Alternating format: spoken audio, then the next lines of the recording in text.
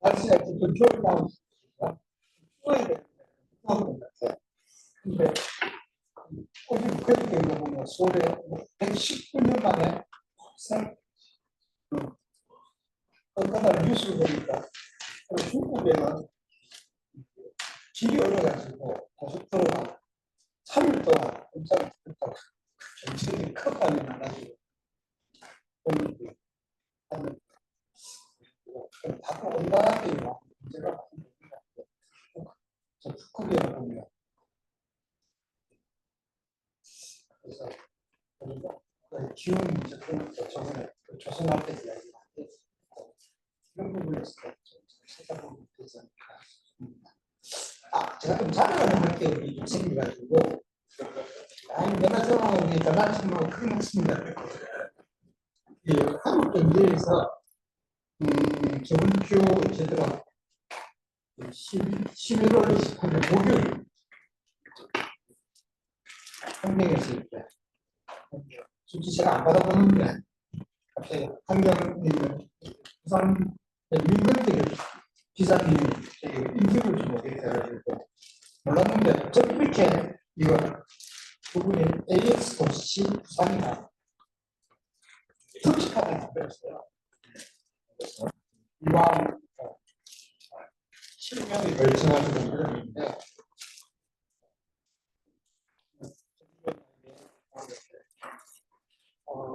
AI 전환 그죠? 10분이라고 신발 생각 같은 신발인가 했구만 우리가 또 관련이 있습니다. 그 다음에 이제 우리 에코데스 때좀 생각이 만들고 하고 있습니다. 규모도 지금 어쨌든 투자 유치한 게 1조 정도의 하고 있다고 하고 전도사 측면에 저희 평가를 해주고 있는데 다음 하나가 데이터 센터를 해보니까 갑자기 이쪽에 클라우드 하는데 그 클라우드 자기 우리자에 민배가 제일로 나오는 게 제일로 못하는 한국 사람들 많이 쓰는데 그리고 그런 이야기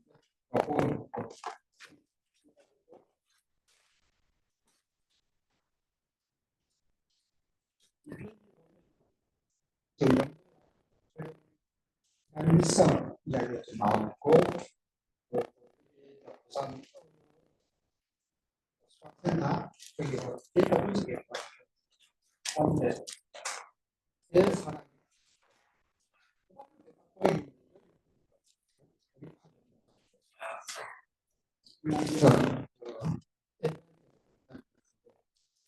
스마트폰이라 해가지고 조그만 스타트업이에요.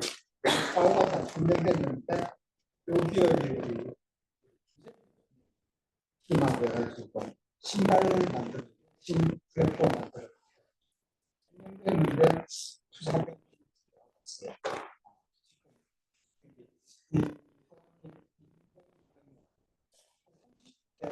중국은 인데스크에 한 것에 좀 분량이 있어요. 실제 그거는 신발도 이루고 이야기 사람인데 유통하시는 분이 있어요. 제가 뭐 통신사 핸드폰 판매하시는 분이 갑자기 핫티를 보고 있습니다. 2명, 3명 지금 15년, 3, 40년 되는 거 아닙니까? 그래서 여기에 우리 쪽 이야기가 잔뜩 나옵니다.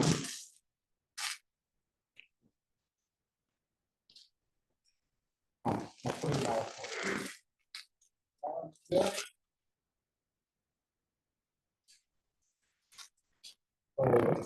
사면을 위해 좀 이렇게 보면 지산학 나와요. 하경미 시장의 브랜드 지산학의 뭐 내용 똑같은 보면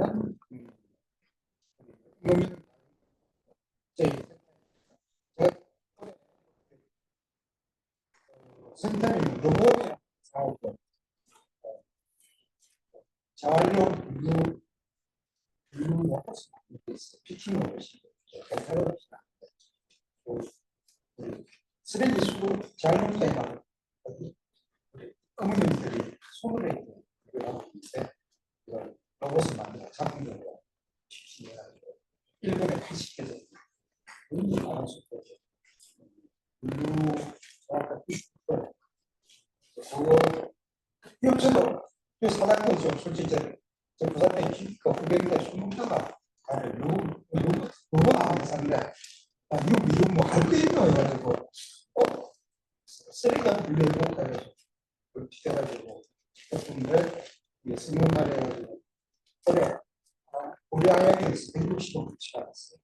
처음에 100을 가다가 저희가 65를 들어갔어요. 165를 CS 2.25에 혁신상을 두개 분야에 따랐어요. 한 개 파트인데 두 개 파트에 스마트 시티 하는 서스테이너빌리티 ESG가 있거든요. 그 분야에서 우리가 시장님 기준이 있습니다. 부산시 이번에 부산시 기업이 시에서 혁신상 6개 나와요. 작년에 2020년에 한개 나왔는데 올해 시장님이 내년에 여기까지 직접 하시는 그러니까 해주시면서 전화가 시장님 꼭 가야 돼요. 멘트를 꼭 하셔야 되죠. 유일하게 지나치다고 안 한다는 시작입니다. 외곽이라는 사실 이게 열기를 느껴봐요. 그런 것들은 그 사람들 대신 사람들은 뭐가 제일 중요해 결제를 해요. 이때 올라오면 야 결제를 있는데 어려워.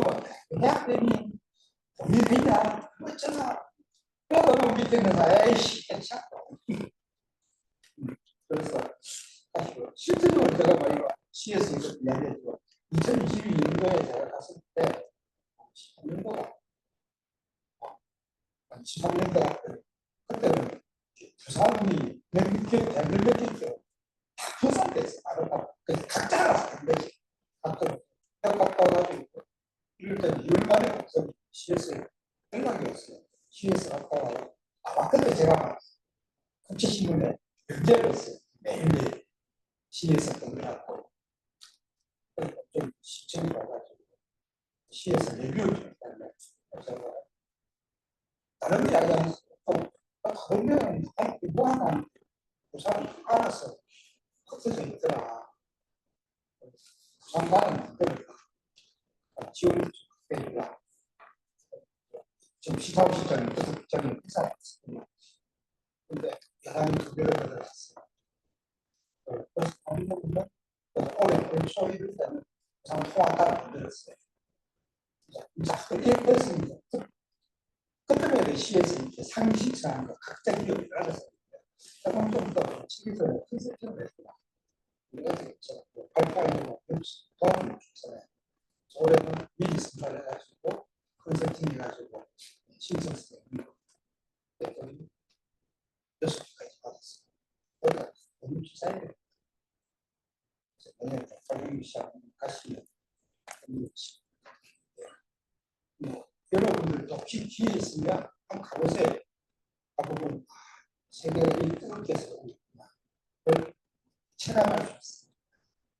그다음에 저도 이제 우리가 3년째인데 처음 가보면 와 엄청 놀래 많이 있네. 이제 가다 영상을 가다 보니까 좀 한 느낌인데 이제 흐름을 알 수가 있어요. IT가 이런 식의 흐름을 가지고 있구나. 인사이트가 우리 이거는 이렇게 되겠다는 것을 가면 제가 2020년을 갔을 때 그때는 시에서 전부 다 인공지능으로 도배해야 됐어요. 인공지능 확실하구나. 올해 갔을 때는 인공지능가 필요 없었어요. 근데 보면 구수구수가 들어가 있어요. 인공지능을 자리를 잡았구나.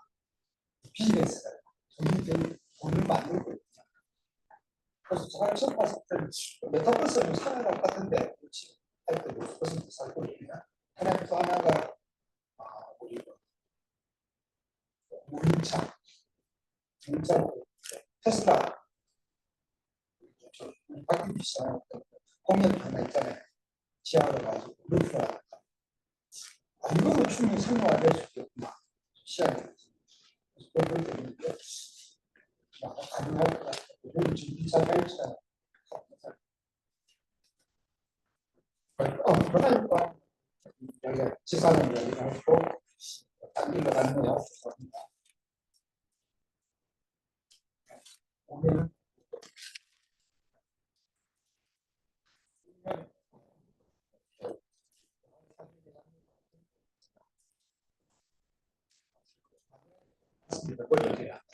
머리 좀 삐까지 그런데 제가 이공연은 결론은 그렇게 했어요. 많은 분들이 사장님들이 이공연 했으면 하나도 없고 와서 잘하자면 같이 일하는 거니까 언제든지 상담을 하라는 게 결론입니다. 이공연은 쉽습니다. 엄청 쉬워요. 대박 쉬워요. 공연도 그래서 3년 제가 오히려 이공연은 그래서 아이스크림 센터하고 대학에 이거 자꾸 바뀌고 보냈잖아요. 되게 좋아하는 게 끝까지 하고 지원해주고 홍보를 해주고 홍보를 되게 힘이 나고 또 그걸 가지고 정치인들 하는데 야 봐라 이 공들이 정말 많지 않냐 돈을 막 이게 스스로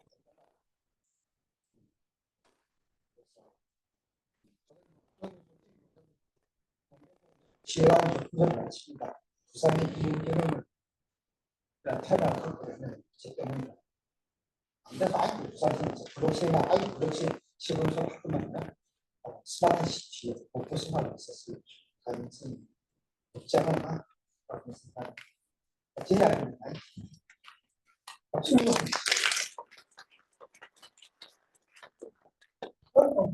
그래서 재미가 나면 다들 일하고 성과도 나고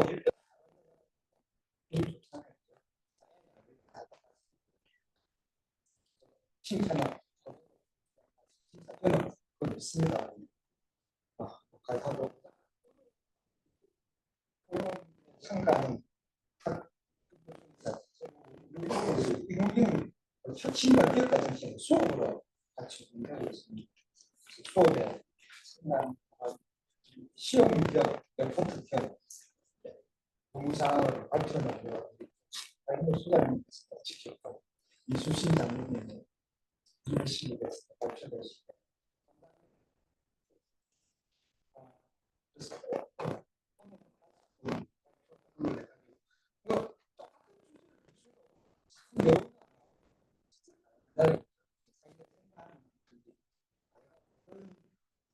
생각을 들어보면 우리 솔직히 유명한 인사들, 그런 분들을 모셔가지고 이야기 듣는 것도 중요하고 저는 개인의 일반인들 생각이 굉장히 중요하다 생각해요.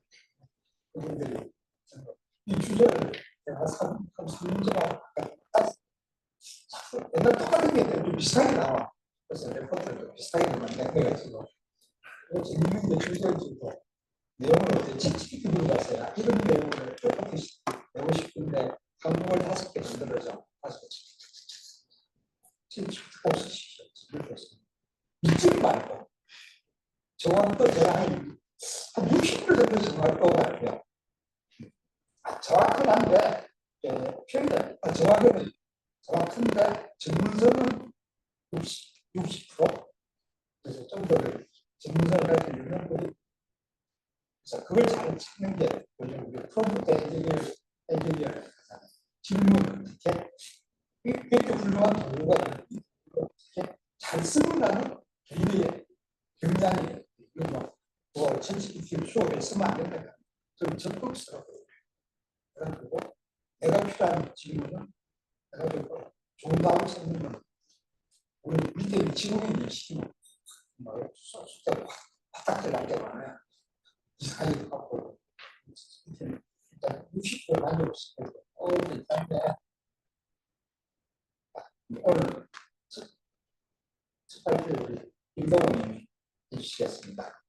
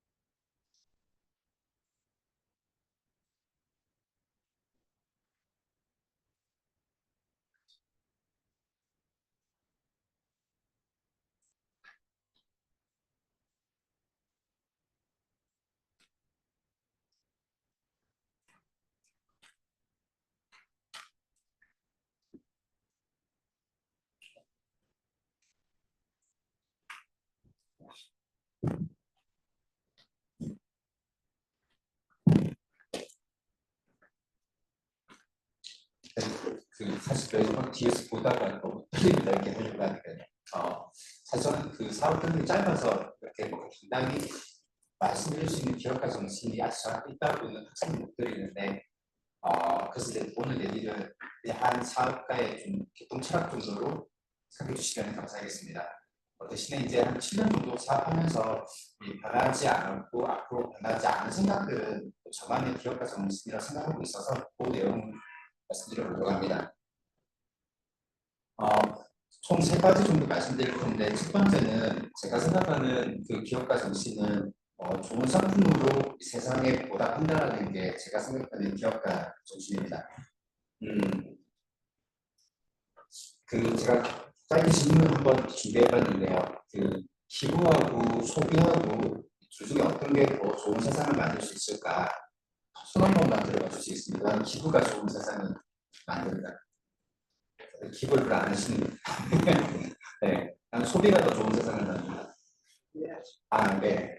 사실 저는 이제 기업가로서 생각하는 부분은 기부보다 소비가 더 좋은 세상을 만든다고 믿고 있습니다. 사람들이 뭔가 필요로 하고 필요한 욕구를 채워줄 수 있는 어떤 상품이나 서비스가 나와서 세상은 발전해왔고 거기에 주수적 역할을 기업가가 했기 때문에 그냥 이렇게 자선하는 것보다 이러한 노력들이 모여져서 더 좋은 세상을 만들었다고 저는 생각하고 있습니다. 그래서 실은 기업가가 해야 될 일들은 사실은 더 좋은 상품을 만들어서 그 좋은 상품이 세상에 긍정적인 영향을 미치게 해야 된다고 저는 생각을 하고 있습니다. 그러면 이제 좋은 상품이 뭐냐에 대한 답을 또 생각해봐야 돼가지고 제가 내린 좋은 상품은 고객이 지불하는 현금 가치보다 사용 가치가 높은 게 좋은 상품이라고 생각합니다. 고객이 내는 돈보다 훨씬 더 큰 사용 가치가 있다면은 사실 그것은 가격은 얼마인지 잘 모르겠지만 충분히 지불할 의사가 있다고 보고 그런 상품이 많아질수록 역시 시장이 더 발전한다고 저는 믿고 있습니다. 어떤 기업을 할까 했는데 사실 저는 많은 기업들 사례를 이렇게 영상이나 책으로 이렇게 보면서 그때마다 이제 와닿는 달라가지고 오늘은 제가 한 2개 기업 정도 준비했는데 첫 번째 기업은 제가 이렇게 퀴즈로 좀 준비를 해봤습니다. 혹시 이게 뭔지 아시겠습니까? 네, 힌트가 이 화면에 있는데 네, 이거 없으면 못 산다고 하는 네,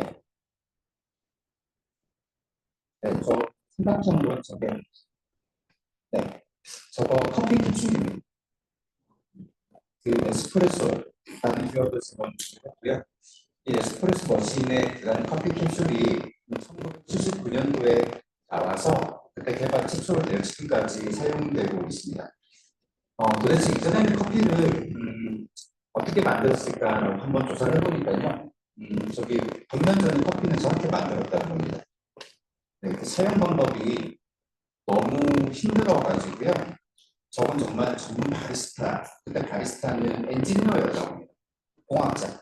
공학자들이 커피를 내릴 수 있었다고 합니다. 근데 지금의 기술은 발전을 거듭하면서 에스프레소 머신이 가성비를 또 맞지 않습니까? 그렇죠?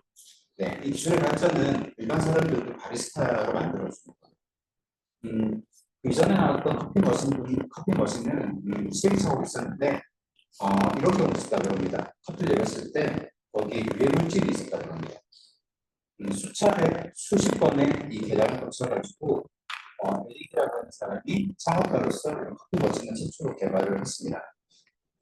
네스프레소는 이제 제가 여기서 적용할 부분은 뭐라고 생각해봤냐면 사실 저도 이제 전에 인공지능을 모르다가 인공지능을 도입하면서 돈을 조금 많이 까먹었습니다. 까먹었는데 기술 개발을 실패했을 때 리스크 그리고 그 기술을 개발했다고 해도 성공하에 실패하면 사실은 손실이 올 수밖에 없지 않겠습니까? 그럼에도 불구하고 왜 나는 인공지능을 배워서 이렇게 좋은 상품 만들려고 하냐? 사실은 그것은 리스크보다는 손실보다는 더 좋은 제품을 만들어서 한 기업과 협력하고 싶다는 의지가 더 강해서 생각합니다. 저는 그래서 역시 이 기업가는 좋은 제품을 만들어서 세상에 답한다는 것에 대해서는 이제 앞으로도 크게 변함이 없어서 그냥 생각이 같습니다. 저희가 만든 서비스들인데 인공지능 학과 와서 제가 초반에 저희 회사에서 만들었던 AI 집기 속에서고요. 또 두 번째 출시했던 게 AI 또 면접입니다. 네, 실제 이제 그 기업 면접관의 답변을 데이터화해서 어떤 면접자의 질문이 들어오면은 답변을 면접관한테 해주는 겁니다. 인공지능 저희가 만들어서 설명하겠고요. 요거하고는 저희가 올해 이 강조 시에도 저희 기지 들어가고 있습니다. 그리고 최근에는 이제 대학교에서 자유전공, 무전공 관련된 이슈가 있어가지고 이렇게 저희가 출시했고 역시 저희가 동아구청이라든지 다른 대학교도 들어가고 있습니다. 역시 이제 저희가 출시한 상품들입니다. 상품들이 많은데 이제 어떤 이제 이 사실은 이런 상품들이 기업가로서는 전 솔직히 코딩을 잘 모르는데 인공지능 학과에 와서 실제 이 코딩을 조금 이렇게 보면서 저희 개발자하고 이야기를 하게 될 때 사실 소통이라는 부분들이 어느 정도 되기 시작했습니다. 근데 이 부분은 작은 노력이었지만은 사실은 더 좋은 상품을 만드는 데 인출할 수 있었다고 저는 생각하고 있습니다. 좋은 상품으로 보다는 제가 생각하는 첫 번째 결과 중심이고요. 두 번째는 이제 업을 새롭게 도만답니다. 여기서 이제 제가 이거는 기업을 이렇게 찾아보면 대부분의 기업이 이렇게 한다고 저는 봐지는데 조금 쉽게 이제 설명을 좀 드려보려고 요 사진 좀 갖고 왔습니다. 혹시 그 이태원 클래스라고 하는 드라마 혹시 보신 적 있으십니까? 네, 보셨나요?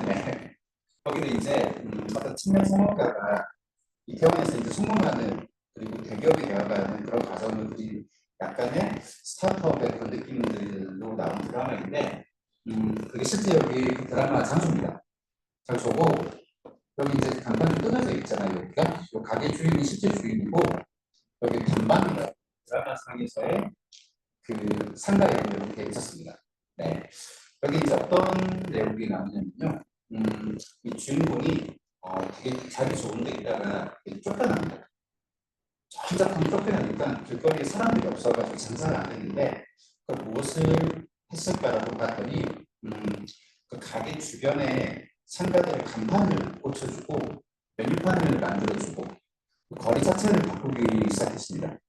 그 거리가 바뀌니까 요즘 많이 유행하는 뭐 헤비감기, 이런 길들에 대해서 뭐 성수도 이런 식의 문화가 있듯이 거기도 그런 거리 문화가 만들어져서 사람들이 많이 모였다는 거죠.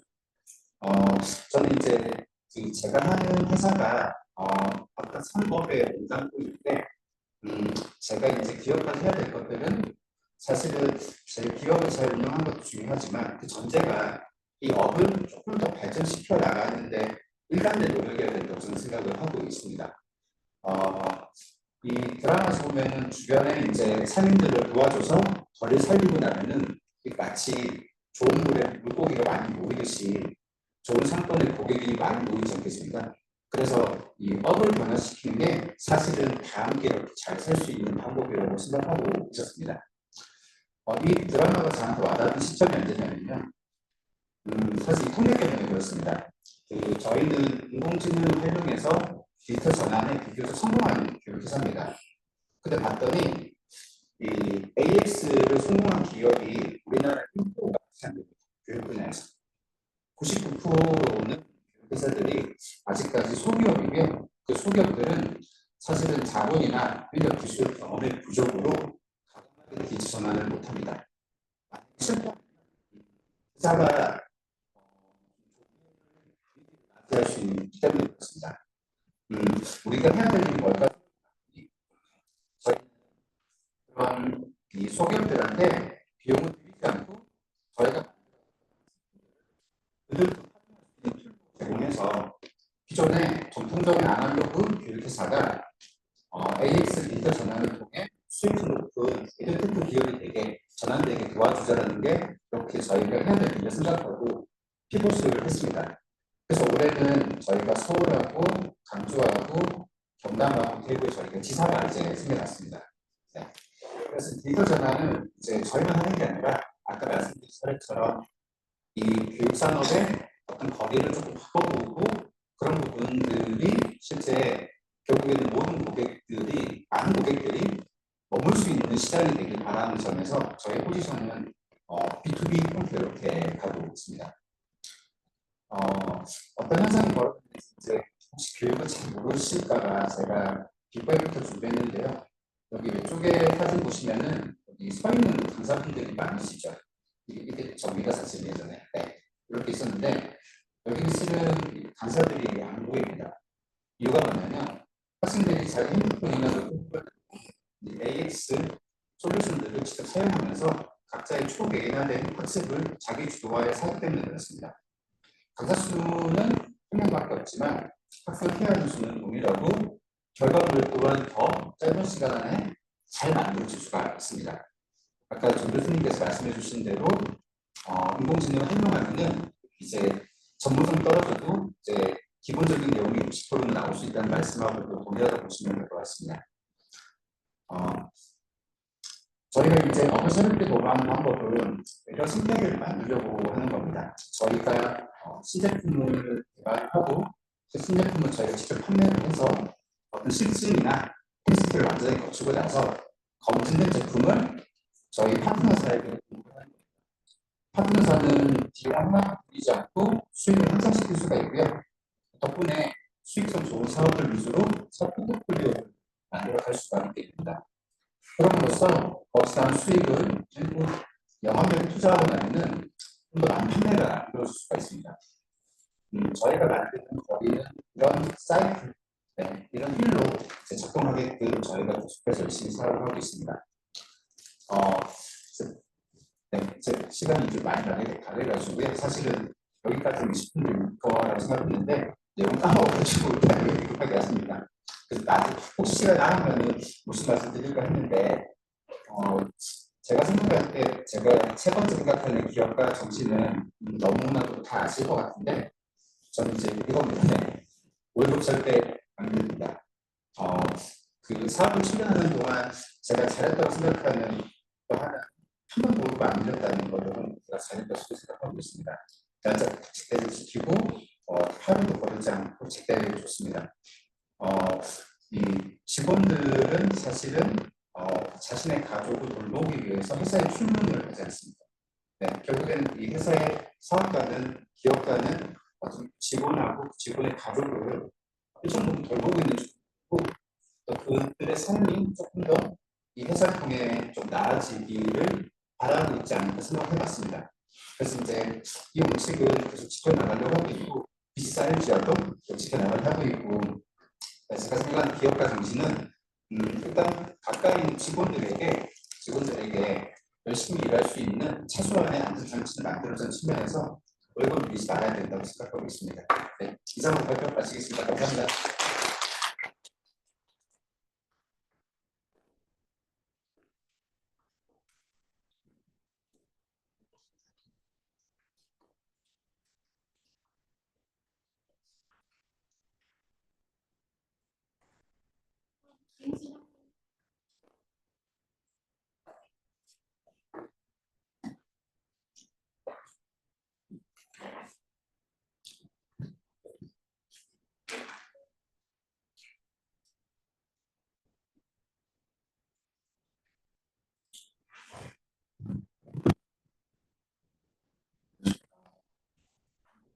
사기자 더블스택이라는 미디어 전에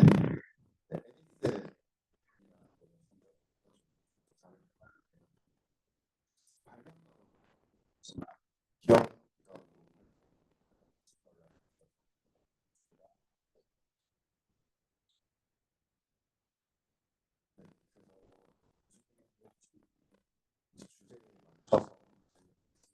진행했고 그 핵심이 어떤 내용인지 어떻게 진행을 해나갔는지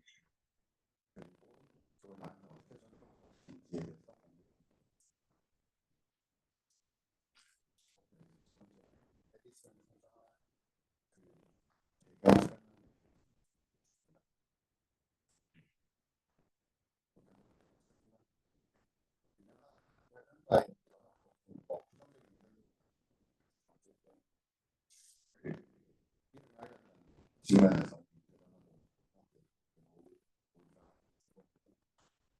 정부, 예, 정부가 있긴 있었던 걸로.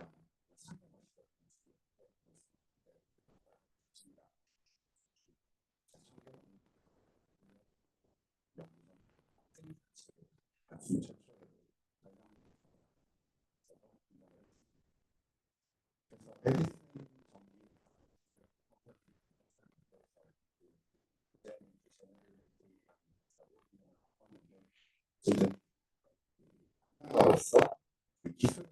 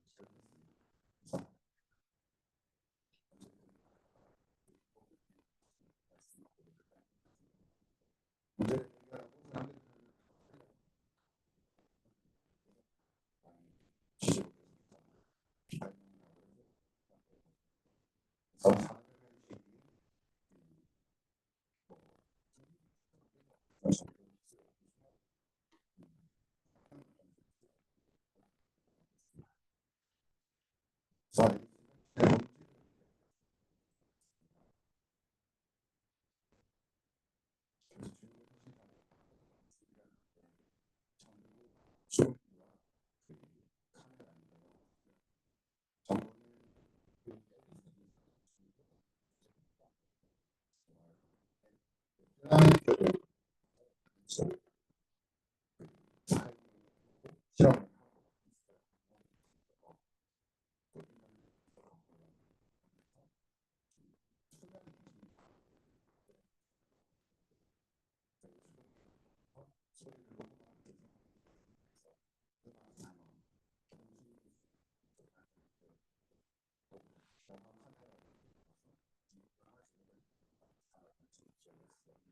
기술 자체가 어떤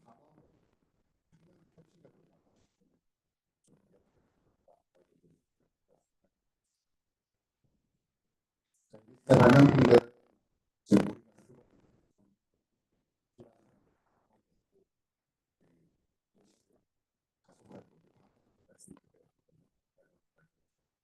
전기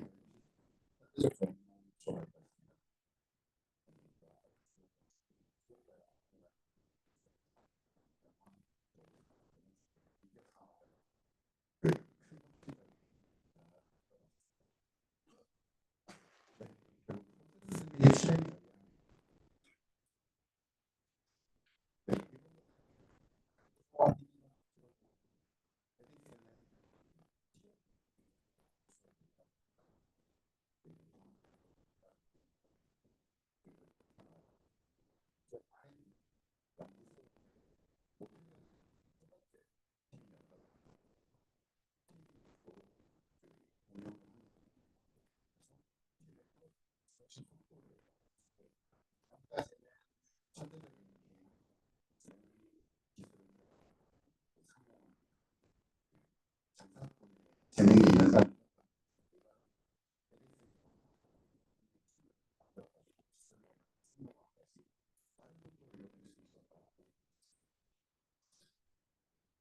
우리는 굉장히 가까운 시장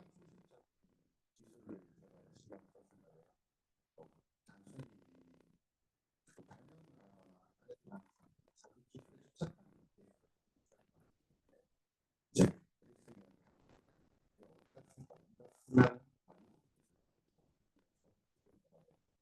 시장 중심적으로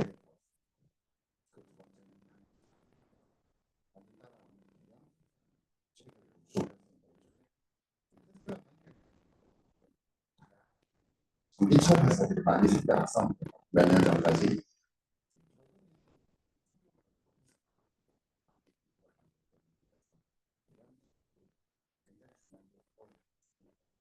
지금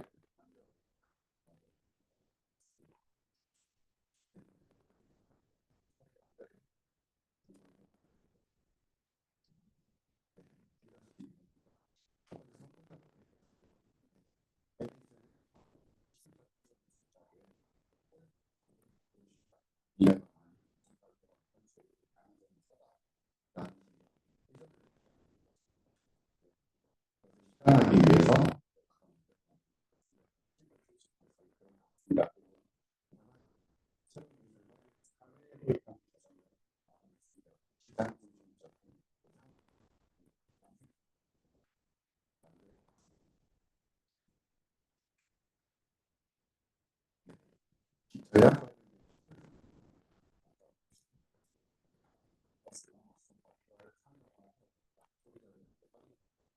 사실 사용 제한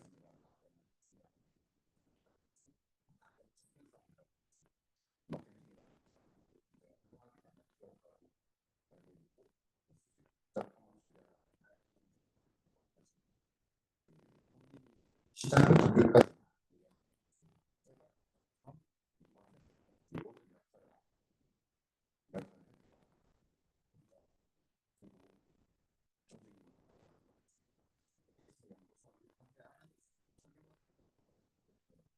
생산과 시간성이 결합된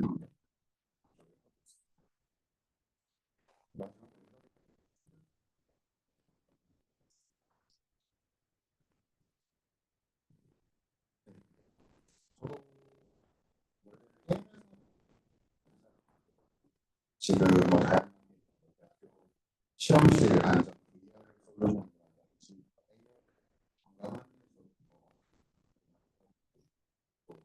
그래서 내가 실감이 콘텐츠 제가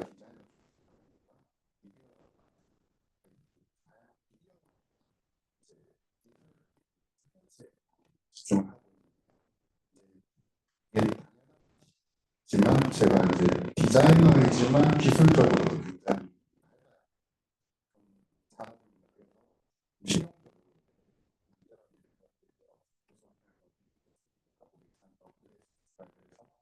메디슨에서 그리고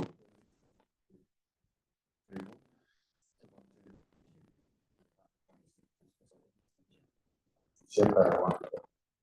사실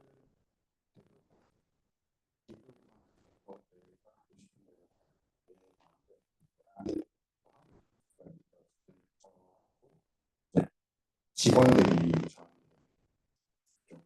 직원을 쉽게 할 수 있는 직원들이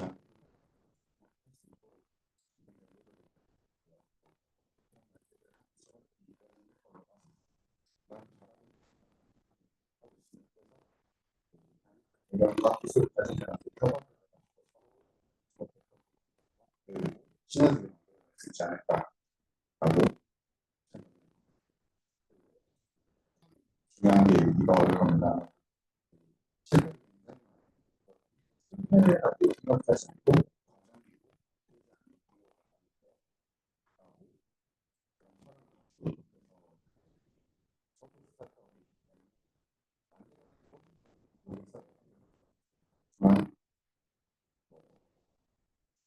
제 기술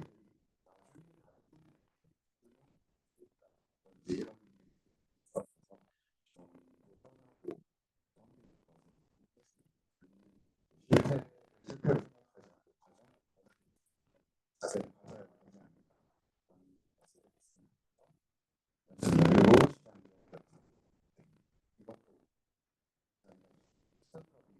사실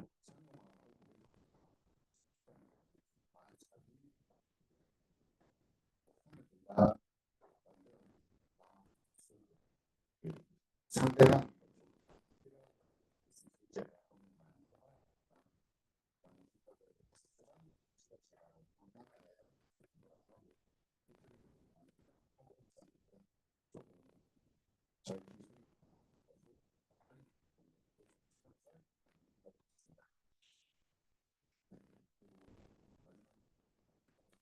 지속적 상대방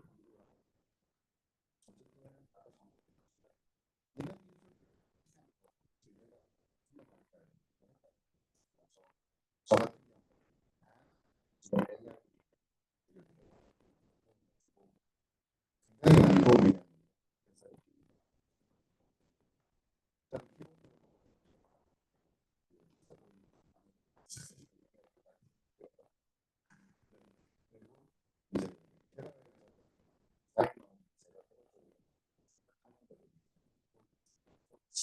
좀 일렉리스트를 어떻게 조합해서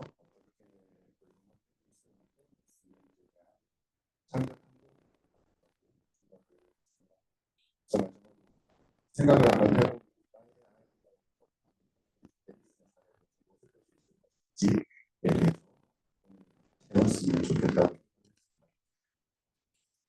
마지막으로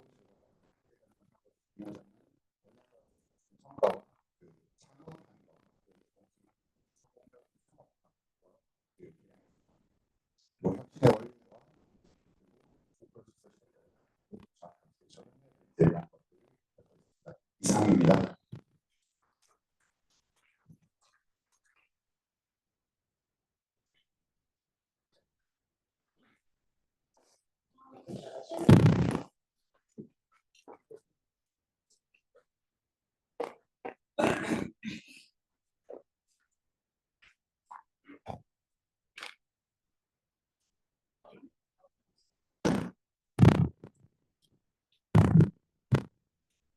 네, 안녕하십니까. 저는 인공지능학과 4기 이태민이라고 합니다. 네, 발표를 잘하시는데요. 이제 그 인터텔이라는 회사에서 연구가 나와가지고요.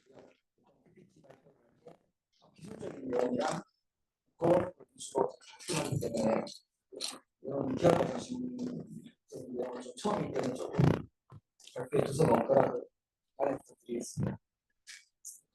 저는 인공지능학과지만 현재 하는 이슈가 되고 있는 챗GPT의 CEO, 오픈 AI CEO 샘 올트먼에 대해서 분석을 하겠습니다. 요청은 다음과 같고요. 샘 올트먼은 누구인가라고 봤을 때 1985년 올해 40세이고요. 초반에 스트에서 스타트업을 시작했습니다. 이런 부채는 사업을 하고 성공적이지 못했던 사업이었고요.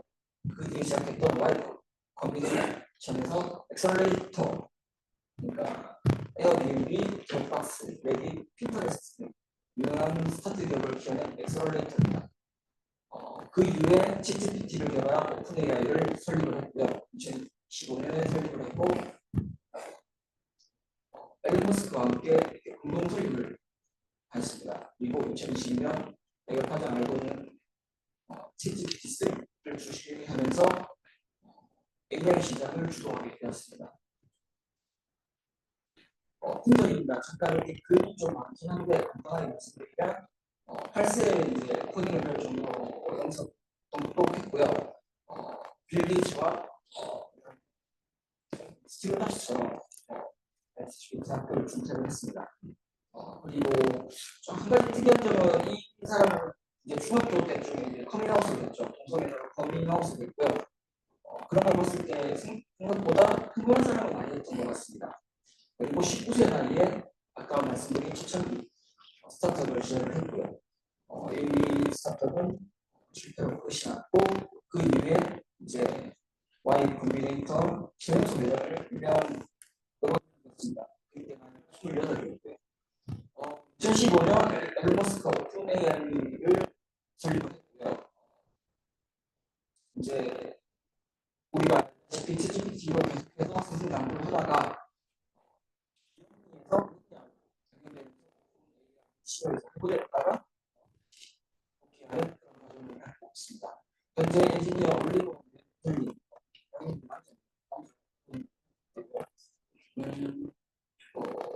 수중에 있는 돈은 대부분 기부로 이렇게 하고 있을 정도로 물력이 있습니다.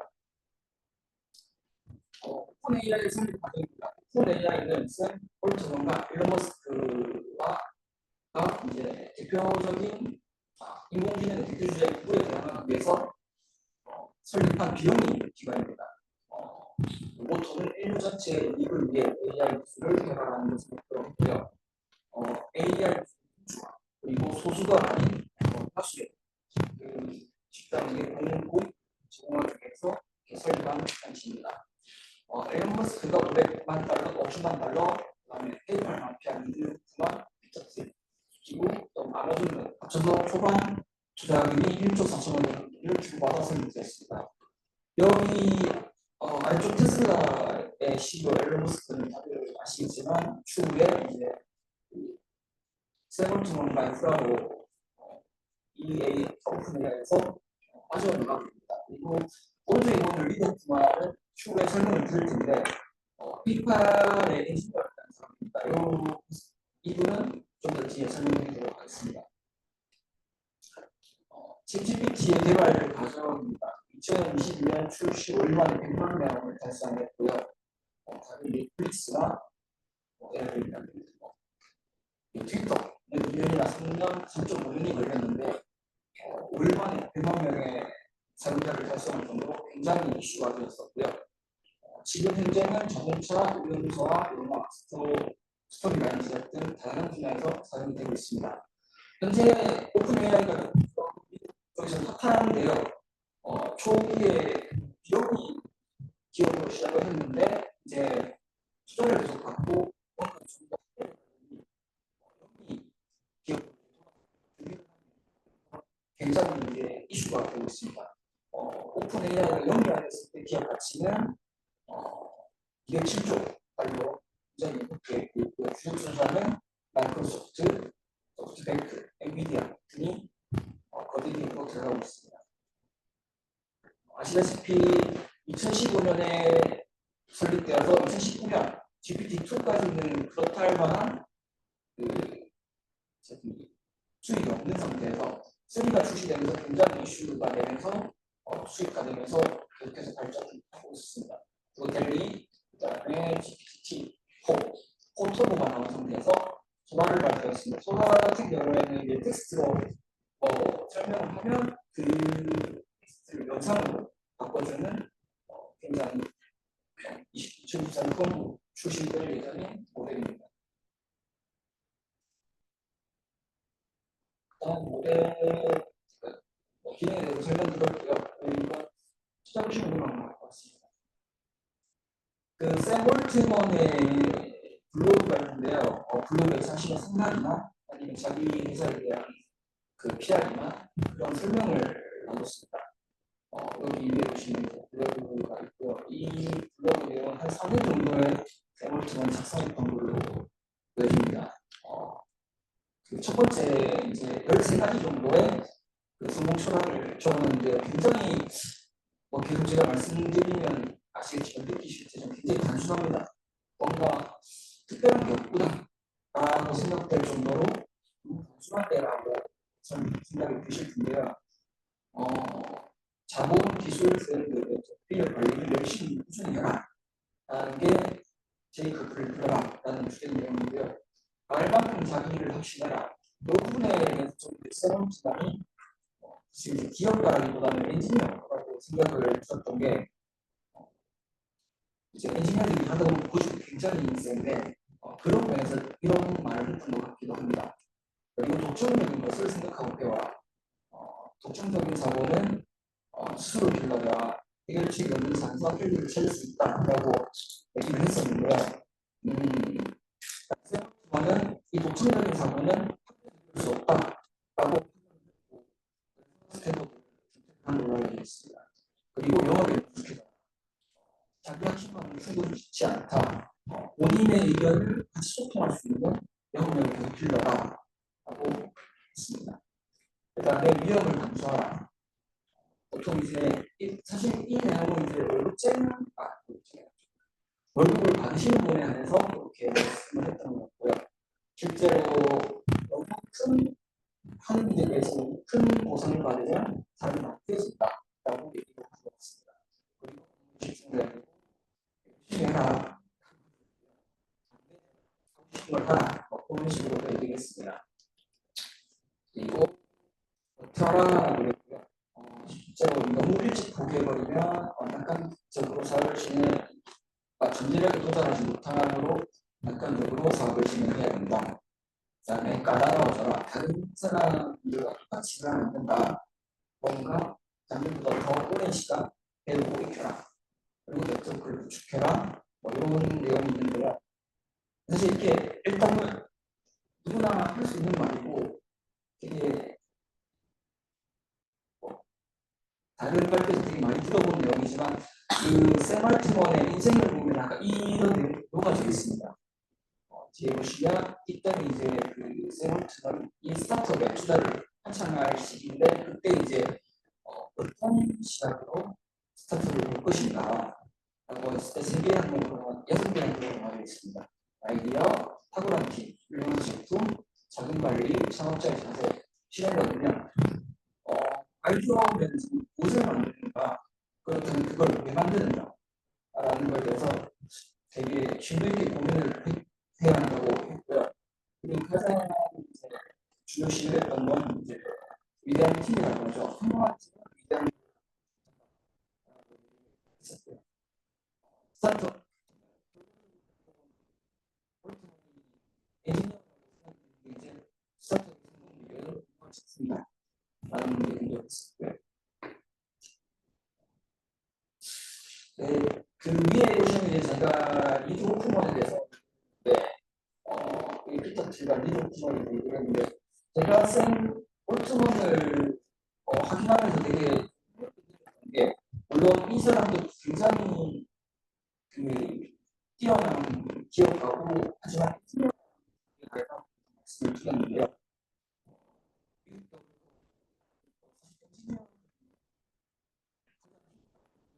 부정치나 아니면 네트워크 라인을 형성하는 걸 되게 어렵게 생각해서 사업을 많이 결정하지 못하시는 분이 많습니다. 사실 이제 그 올트먼이 챗GPT를 출시했지만 이전에 물론 인공지능이 있었습니다. 근데 왜 이 사람이 이런 챗GPT를 성공적으로 이끌어낸다 라고 했을 때 저는 그 거대한 네트워크와 자본이 도움이 되었다고 생각을 하고요. 그 과정에서 리도프만과 그 팀이 되게 도움이 되었다고 생각합니다. 리도프만 실리콘밸리에서 연결해와 열심히 우리 만큼 창구로부터 투자, 사업에 필요한 모든 네트워크를 연결하는 데 타고난 능력을 되어 있습니다. 피터 틸, 일론 머스크, 스티븐 첸과 함께 페이팔 출신 창업가들이 모임인 페이팔 마피아 중 한 명이고요. 여기서 맡은 에어비앤비, 소셜 커머스 업체인 폰폰, 소셜 게임 업체인 틴더를 많이 투자했습니다. 보시면 질문하는 사람이 되게 많습니다. 일론 머스크 씨, 일론 머스크, 테슬라의 CEO, 그다음에 아시는 거죠?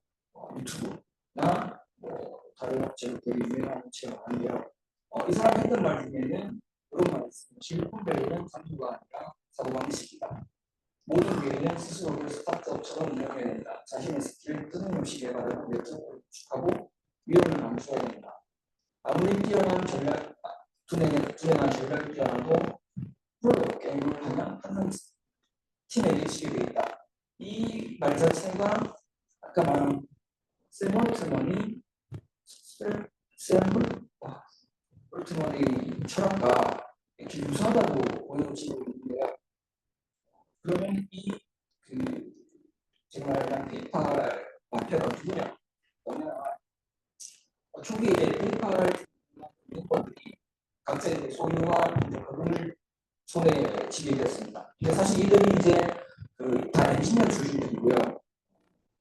그 막대한 금액을 가지고 사치를 거기를 하고 들어서 리스크를 감수하고 더 높은 가치를 유치시키고 자산 증식을 택했습니다.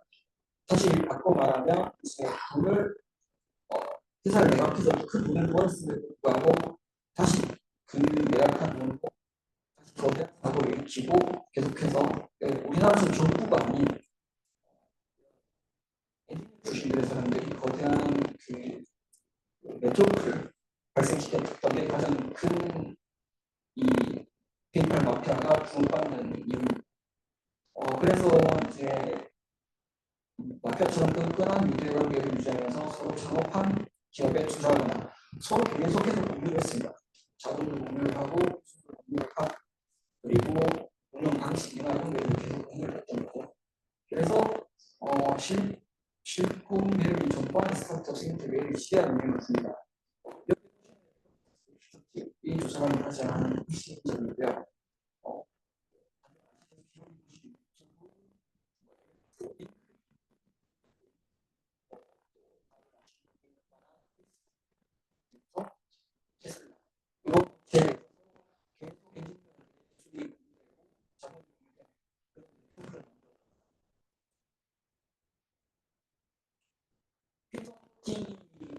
사람이 자기만의 사업을 꾸리고 있는 중이고요. 이 사람이 가장 이제 이런 비즈니스 형태로 가장 성공할 수 있는 아닐까. 그래서 제 생각에는 샘 올트먼이 상당히 이제 똑똑한 사람이고 좋은 기억까지나 이런 같이 할 수 있는 힘이 없었다고 하면 이렇게까지 ChatGPT 시장을 확대시킬 수 없지 않았을까라는 생각을 하게 되었습니다. 앞에 이제 발표한 별개로 이제 샘 올트먼이 이제 자신의 삶을 오픈AI 경영처럼 자신의 삶에 계속 반영하고 있다고 보여지는 여러 가지 기사인데요. 우선 샘 올트먼의 공개된 연봉은 1억 600만 원. 아까 말씀드렸처럼 너무 많은 분은 나태함을 필요 없다. 그래서 이 정도는 제국 수준의 실업 대시할 정도로 쓰고 있습니다. 그리고 GPT의 확장성을 제공하고 있고요. 제가 기반에 기술 만들기 위해서 집중하고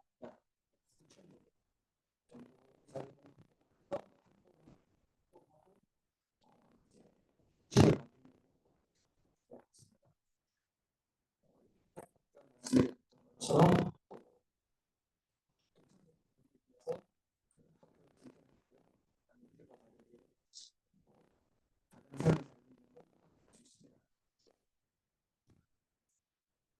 최근에는 이제 이거 잠깐 이제 마지막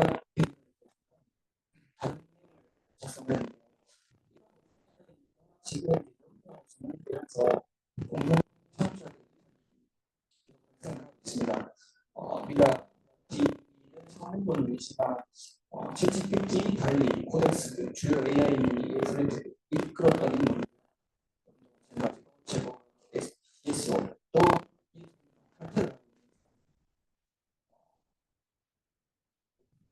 이 두 분은 사실 이제 초반에 말씀드렸다시피 비영리한 목적을 AI의 모두의 공익을 위해서 사용해야 된다라는 이유로 오픈AI에 참여를 했던 분들이고요. 그런 이념이 영리하다는 그런 이념이 사라지니까 이제 이렇게 계속 이탈을 하고 있고요. 그래서 오픈AI 이제 설립에 관한 여러 명 중 사용하는 건 두 분, 이렇게 올츠몬과 오이치 자연과 두 명밖에 없는 걸로 있습니다. 그래서 저도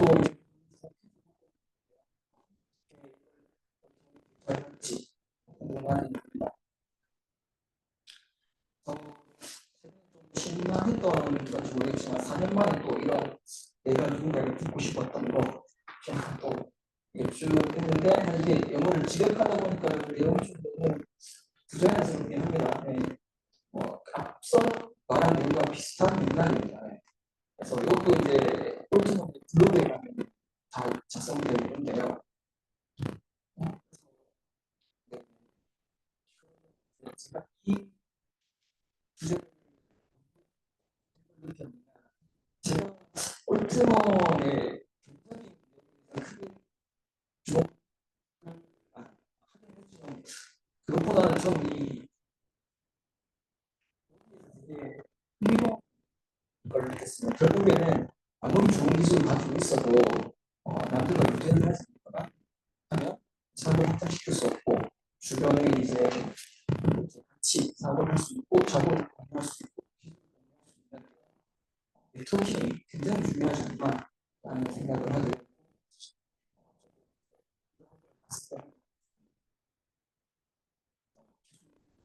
그래서 만난 네트워킹 형성하고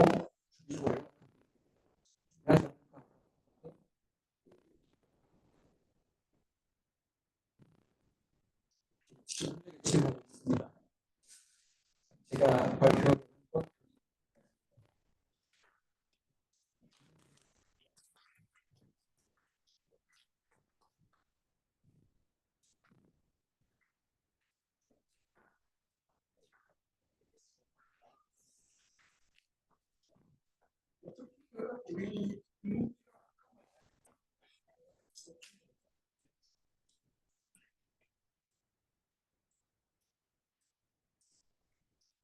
앞에서 이렇게 잘해주시면 제가 언제나 기쁩니다. 반갑습니다. 저는 사람으로 인해 귀신하는 이창진 대표님에 대해서 했는데요. 이분이 저를 먹고 살게 해주는 분이시거든요. 그래서 지금 목사는 앞서 말씀하신 것 같이 챗GPT에 물어서 5가지. 그래서 저도 답변을 챗GPT에 5가지를 질문을 던져서 만들었습니다. 일단 그래서 60% 정도 PPT가 됐을 것 같아요. 일단 제 소개를 드리면 현재 펀피플 앱이라고 해서 학생들 방과후에서 학습을 하는 그런 교육을 담당하고 있는 방과후 사업자이기도 합니다. 그래서 펀피플 앱이고요. 그 교육기자들을 쓰고 있는 게 로보로보라는 제품을 가지고 사용을 하면서 이제 본부장을 맡고 있습니다. 이창진 컴퓨터 교실은 제가 먹고 사는 데에 있어서 굉장히 중요한 부분이었는데 저는 사는 얘기 좀 하려고요. 제가 학교를 졸업하고 나서 호텔에서 가르치고 들어가서 업무를 보다가 제가 굉장히 게으른 사람입니다. 그래서 늦잠 자는 걸 좋아하는데 9시에 출근, 6시 퇴근 너무 힘들더라고요. 그래서 좀 게으른 직업은 없나 이렇게 하는데 옆에서 언니가 똑똑 두드리면서 내 학원에서 수업하는데 2시부터 좀 9시 정도까지 수업을 해. 그러면 아침에 늦잠 자도 되겠네? 이래 싶은 거예요. 배우는 사람이. 그 기가 쏙 하죠. 그래서 옆에 이제 전산학원이 생기길래 이력서 들고 뛰어갑니다. 그래서 저 좀 채용해 주시면 안 될까요? 이랬는데 이력서 수업 보더니 그러면 출근하시라. 그런데 저희는 이제 일반 전산학원이랑 10시에 출근을 하고 그 다음에 저녁 수업이 없을 때는 좀 일찍 가도 되지만 저녁에 일반인을 계산을 받아야 된다는 거예요. 그래도 1시간 늦어진 거에 대해서 감사하며 학원에 이제 강사로 출강을 하게 됩니다. 그러다가 한 또 1년 정도 되다 보니까 언니가 또 노크를 하거든요. 저한테 복지관에 강사를 하다. 복지관에 강사를 가면 니하고 내가 수업 맞춰가지고 짜는데 출퇴근하는 시간도 변동을 니랑 나랑 맞추면 되고 그래서 수업을 하면 되는데 그래서 조금 더 일찍 마칠 수 있더라고요. 복지관은. 그래서 좋아 이러면서 하는데 또 그 생활을 하다가 이제 결혼을 합니다. 결혼을 해서 그 생활을 하다가 여자는 지금 그 결혼을 하면 세상을 그만두고 싶잖아요. 그래서 그만둡니다. 그만두고 한 3년 주시니까 옆에서 어른들이 그러셔요. 넌 방과 좀 하지. 애를 넣든지 아니면 직장 좀 다니지. 이렇게 얘기를 하시는 거예요. 애는 내가 생긴다고 생기는 게 아니니까 그러면 회사를 좀 다녀볼까? 이러면서 찾다가 97년도에 이창진 컴퓨터 교실, 방문교실이 생기더라고요. 내가 할 수 있는 일이네? 그러면 해야지. 그래서 방문교사를 탁 하는데 제가 보는 것도 보는 거고 사장을 탁 찾아보니까 선생님이 많이 보니까 많이 보더라고요. 좋네? 그럼 나도 지불을 해야 되겠다. 시사를 해야 되겠다. 그때 제가 자가가 있었거든요. 그래서 집 팔고 전세 들어가면서 사업자금 마련해가지고 그 이창진 컴퓨터 교실 이제 한 지구를 맡아서 운영하는데 너무 지역이 먼저 좋은 지역을 선정을 해서 잘 되고 있고 저는 후발주자다 보니 지역이 낙후한 거예요. 그래서 좀 더 좋은 지역 없나 이런 거 좀 탐을 내고 있는 상태에 좋은 지역을 가지신 분이 똑똑하면서 너 좋은 때이내 지역 살래? 이렇게 되는 거죠. 그래서 제 혼자의 여건으로 그거를 인수작업하면 안 되니까 언니한테 또 얘기합니다. 언니야 나는 통합해. 그런데 언니가 선뜻 또 하겠다네요. 그분도 이제 그 중단이었죠. 그러니까 자기도 기가 나풀러 있는 사람이고 저와 한번 일했던 경험치가 있으니까 선뜻 하겠다고 하시더라고요. 그래서 두 분을 가지고 사업을 시작을 했다는 거죠. 그래서 이찬진 컴퓨터실이 저를 먹고 살게 하고 지금까지도 먹고 살게 해주는 원동력이 된 사람이라 이찬진 컴퓨터실이 굉장히 감사한 분입니다. 그래서 이찬진 컴퓨터실은 우리 나이 때에 지금 저 연배와 비슷한 분들이 너무 많이 앉아 계셔가지고 너무 감사한데요. 1985년부터 2000년 들어서기까지는 한글, 아래 한글은 누구나 다 배우고 사용하는 워드 프로세스로 국민적 워드 프로세스지 않습니까? 그래서 다 아실 것 같아요. 그래서 한글 워드 프로세스를 개발해서 한국의 정보화 사회에 기여한 업체이고 그 다음에 풀목국제와 IMF 위기를 극복한 기업이기도 하죠. 그러면서 이분이 성향이 정말 편안한 사람인데 왜 정치를 하셨는지는 저는 잘 모릅니다. 신한국당에 들어가서 국회의원직을 또 하시고 그 다음에 드림미스 창업은 이제 이찬진이란다. 한글과 컴퓨터가 우리가 IMF가 들어서면서 윈도우가 만들어지면서 마이크로 오피스가 생기잖아요. 그때 많이 잠식을 당하면서 사업이 어려워졌다고 합니다.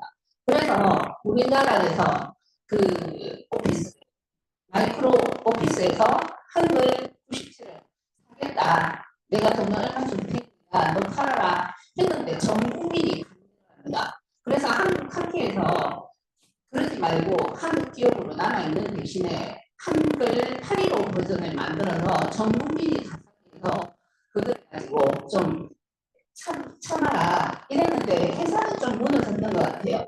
그러면서 드림이즈 갑자기 한글과 컴퓨터에서 그 나가시고 드림이즈 산업을 하시더라고요. 드림이즈 산업이 저기 포털 사이트로 제일 첫 번째로 우리나라에서 만들어진 거 맞죠, 교수님? 그러면서 이제 네이버라든지 다음이라든지 이런 게 생기기 시작하는군요. 항상 먼저 선불하시는 거는 이찬진 대표님이신 것 같아요. 그래서 포털 사이트에 인터넷 사업 분야로 진출을 하시고요. 그 다음에 터치 커넥트라고 해서 전자상거래 업체를 하시면서 KT 사회이사를 겸직하시고 그 다음에 코티스라고 해서 우리 지금 UHD TV 그 인터넷 보실 때 정말 집에들 다 보시죠. 그거를 지금 사업화하시다가 이쪽에서 무슨 자금이 불분명하게 되어서 46억에 이 법정소송까지 들어가시면서 어렵게 되시더라고요.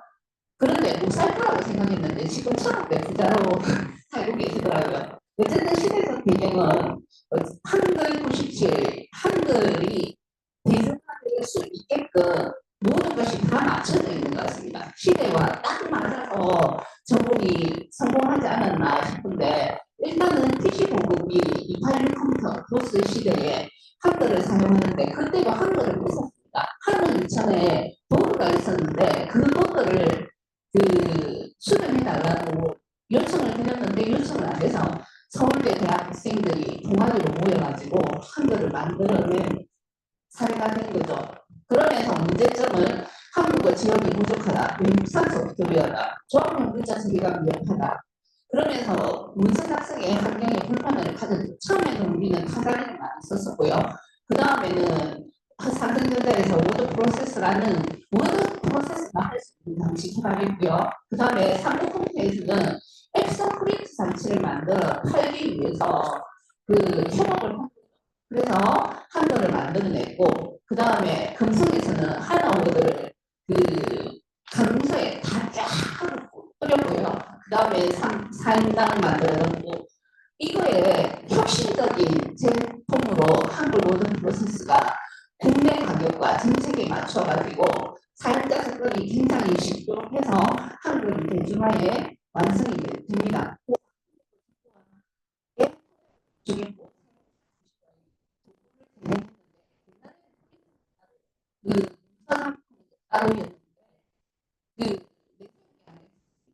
완주시, 완주계, 당신이 보고 있는 것이 없을 것이다.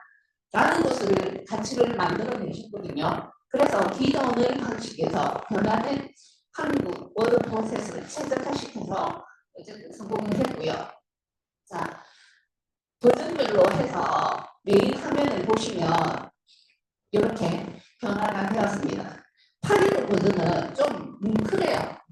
8.15라는 말 자체 때문인지 모르겠는데 사람을 이제 감동시킨 우리 그 IMF 위기가 왔을 때 집집마다 금내 놓으셨잖아요. 그것처럼 우리의 그 한글과 컴퓨터가 좀 무너진다. 그래서 이제 대중들이 좀 사줬으면 좋겠다.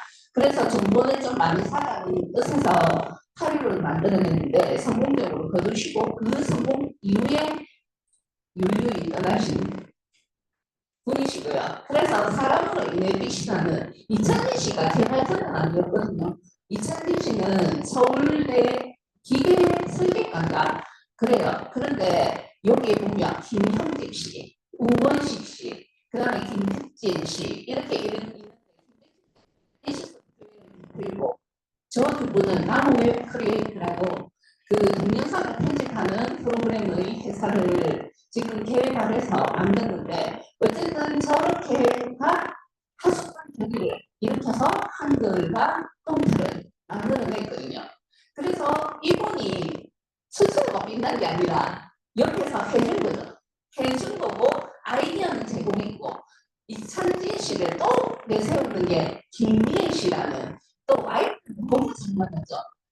그 가만히 있다가도 김혜희 씨 드라마가 한편 뻥하면 어떻습니까? 이찬진 씨가 그렇게 됩니다. 배우자를 거론하면서 그 이때가 언제냐면은 왜 그 있었는데 드라마가 한번 때가 있었는데 생각이 안 나네요. 그러면서 어쨌든 성공적인 그 부분은 제가 생각할 때는 1, 2, 3, 4가 있지만 4번이라고 봅니다. 4번에 직원들과 최신 기술을 정보를 계속적으로 교육해요. 그 다음에 많은 리더들을 직접적으로 멘토링을 잘해줬다. 직원들 간의 유대감을 형성하고 주겠다. 이 부분이 가장 크거든요. 이분이 우리 에거라고 해서 와이파이 교실하겠죠. 이것도 하나의 아이디어를 도출하셨더라고요. 그래서 이분은 주위에 사람이 있는 리더인 거죠. 그래서 저는 그 부분을 담고 싶습니다. 그래서 이 부분에서 개인적으로 적용을 하면 그 아이디어가 좋은 사람, 뭔가 일을 할 때 최신 기술을 하면서 기존 문제를 해결하는 방법을 모색하고 예를 들어서 인공지능이라든지 머신러닝이라든지 제가 이 자리에 서 있는 이유가 그런 거죠. 지금 나는 왜 이 자리에서 이렇게 떨리고 있어요? 떨리는 마음을 부여가 왜이 자리에 있는지 모르겠지만 이걸 해결하기 위해서 최신의 기술을 외우기 위해서 이 자리에 있고 그 다음에 그분이 뭔가 문제가 생겼을 때 저는 그분이 죽었다고 생각했지만 계속 살고 계시더라고요.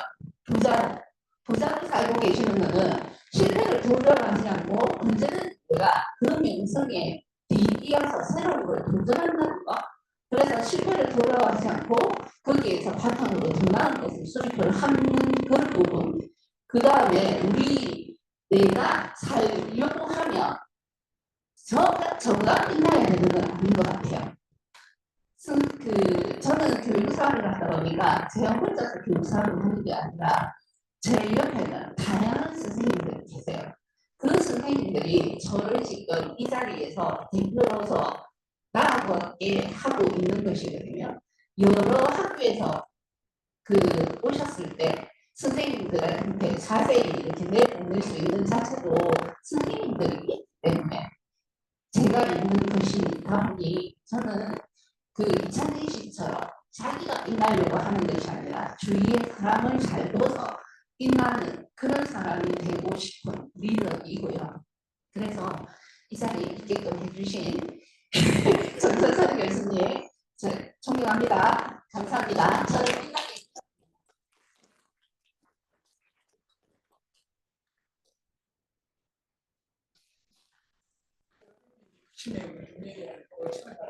네? 맞습니다. 여러분 후친입니다.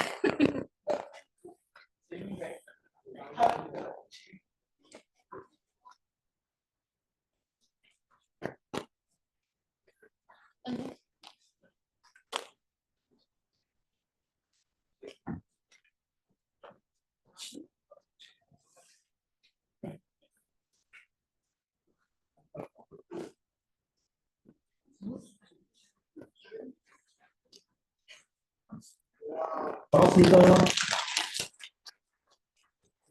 마지막으로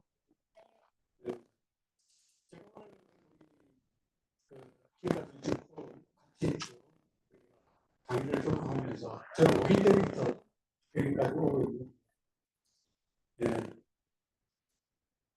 친구라고도 생각했습니다. 잘 떠나서 같이 배우는 친구로서 제가 오늘 이야기하는 것은 이번 국립포럼 두 번째 시간인가 이성환 삼성 CEO 출신 이성환 대표 강의를 들으면서 빛의 해설을 알고 또 삼성의 문화 저는 LG 출신입니다만 삼성과 LG의 가장 큰 차이는 삼성은 인재주 그리고 프랑크푸르트 선언 이후로 한 명이 만 명을 넘게 살린다는 그런 정신이 삼성이라면 LG는 아닙니다. 인하 단계입니다. 전체를 집단을 아주 소중히 이루죠. 그래서 이성환 대표 강의를 듣고 그때 이성환 대표가 강의에서 이런 이야기를 했었죠. 이순신 장군에 대한 이야기가 나왔습니다. 그리고 지난번 부산의 정책과 성역 정책관이 또 일본의 기업과 정신하면서 일본의 어떤 문화적인 측면에서 많은 강의가 있었습니다. 그 이야기를 쭉 종합해가지고 지난 시간에 우리 이 국기에서 발표 신청하는 사람한테 제가 손을 들었습니다. 그때 이성환 대표가 이성진 장군 이야기할 때 제가 성성구전이라고 답을 해가지고 어떤 그 이성환 대표와 사이에 어떤 공간이 있습니다. 그 다음에 일본에서 오늘 일본까지 간 게 있습니다.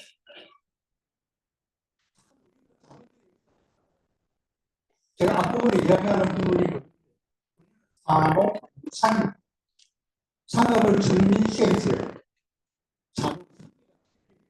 계획적으로 보면 제일 밑에 있는 부분이 농, 공, 산 안 그렇습니까?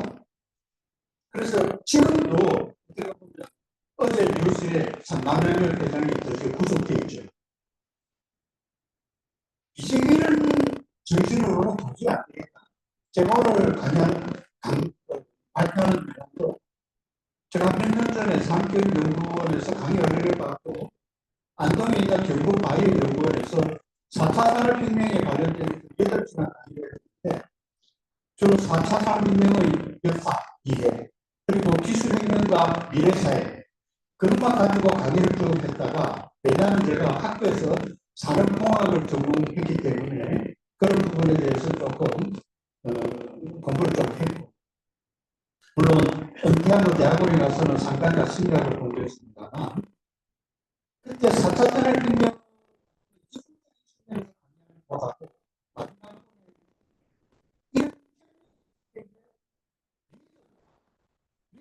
것이 뭘까? 저는 리더십에 저는 리더십 이전에 기술혁명 진행 그래서 강의를 만들면서 2시간을 기업가 중심과 리더십에 대해서 2시간을 넣어서 이렇게 강의를 했거든요.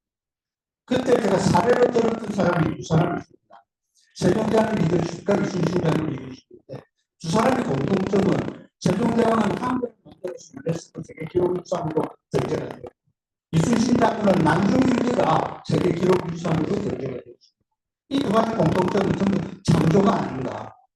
그래서 이 기획가정신 포럼에서 같이 공부를 하고 강의를 들으면서 꼭 한번 하고 싶었던 이야기이기 때문에 제가 신청해서 오늘 이 자리에서 발표를 하게 되었습니다. 세 가지 원래는 한 2시간 내지 3시간인데 세 가지 수준으로 하겠습니다. 이순신 장군은 제가 제목을 불태 리더십이라고 했어요. 내용은 기업가 정신에서 본 이순신 장군의 소통과 도전과 혁신입니다.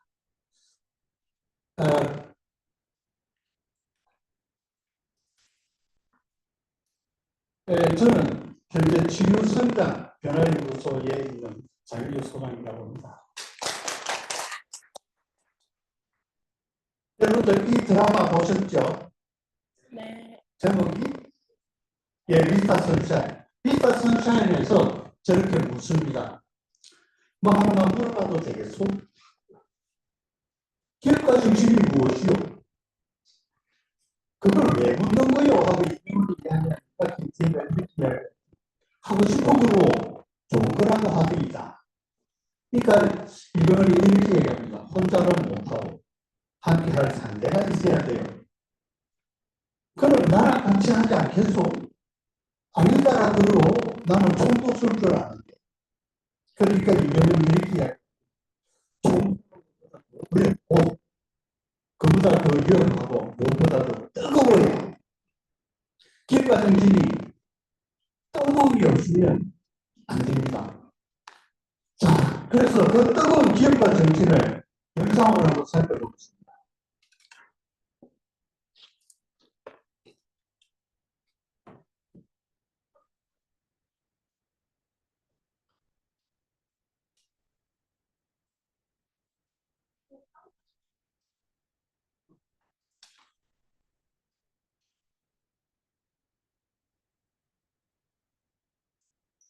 네, 영상 안 되면 그냥 넘어가겠습니다. 자, 저 영상에 사실 이상화 대표가 강의할 때 저 영상 소개를 했었어요. 보통 슈펙트와 관련된 것을 강의를 할 때 가장 많이 쓰는 강의 영상이 두 가지 버전이 있어요. 그 기업가 정신에 대한 것을 이야기하는 버전이 하나 있고, 왜 기업가 정신이 혁신이고 창조냐 하는 영상이 또 하나 있습니다. 그 두 번째 영상을 이상화 대표가 그때 소개를 해줬는데, 그 부분에서 중요한 것은 저런 내용이 나와요. 여러분들 1차, 2차, 3차, 4차 산업혁명뿐만 아니라 기업가 정신의 대표적인 것이 기업가가 뭐냐? 비슷한 말로 가장 적용될 수 있는 게 자본가죠. 경영자와 자본가와 또 다른 업을 일으키는 사람이 기업가입니다. 그걸 업을 일으키고 매니지먼트 하는 것을 경영자의 입장이라고 한다면, 그런데 기업이 계속 연속하는 게 아니고 기업은 도입기, 성장기, 성숙기를 거쳐서 생산이 됩니다. 사람이 태어나서 죽는 것과 마찬가지로 기업도 소멸되고 마는데, 여기서 중요한 것이 경제학자들이 발견한 게 S커브라고 합니다. 성장 곡선이라고 이야기하죠. 도입기, 성장기, 성숙기를 거쳐서 이제 생산이 되는데, 성숙기 최고점이 인계점이 더 이상 발전이 없고 트렌드가 바뀌고 새로운 기술이 들어서면 창조적 혁명 파괴가 일어나지 않으면 기업은 쇠퇴되고 만다. 그때 필요한 것이 경영자 정신이 아니라 기업가 정신이라는 겁니다. 성숙기. 다음을 준비를 해야 된다는 거죠. 바로 이런 모습입니다. 저렇게 성숙되었을 때 새로운 성장 곡선을 그리지 않으면 기업은 도태된다는 개념이죠. 그래서 슈베트는 창조적 파괴를 유발하는 핵심가가 기업가다. 그리고 경영학 그룹 피터 드루터 교수는 이렇게 얘기합니다. 위험을 무릅쓰고 포착한 기회를 사업하려는 모험과 도전의 정신이 바로 기업가 정신입니다. 여기서 중요한 시사하는 단어가 바로 도전과 혁신이 이루어지고 그 결과물이 창조로 성과를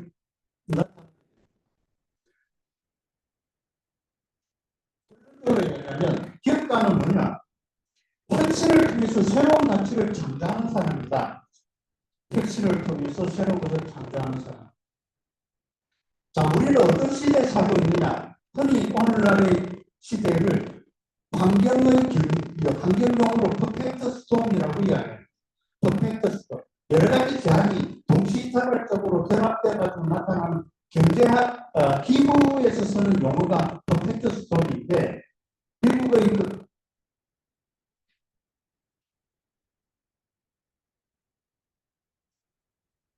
글로벌 위기 때 기후 환경 용어가 경제학에 들어와가지고 퍼펙트 스톰이라는 말로 이제 사용되게 되었습니다.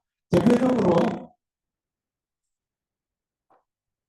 아이언이 창대인 결국 기회만은 퍼펙트 스톰 같은 쇼크로 인해 경제 붕괴가 이루어진다. 이렇게 예측을 하고 있고, 현재 우리나라가 직면하고 있는 철중 위기, 여러 가지 한 7가지 위기가 있는데, 대표적인 것이 저출산, 인구 절벽, 소멸된다는 거죠. 그리고 인공지능 발전에 따라 기술이 종속되고 노동의 위기가 온다. 사람이 AI 로봇으로 좀 대체됐다는 개념이죠. 거기에다가 우리 한국을 던지고 있는 것은 뭡니까? 트럼프 위기. 트럼프 위기에 대해서 어떻게 보면 공포감도 지금 느끼고 있죠. 기업가들 입장에서는. 왜냐하면 북한과의 어떤 지정학적 관계도 있고 전쟁이라는 그런 것과 겹쳐가지고 엄청난 위기감을 지금 느끼고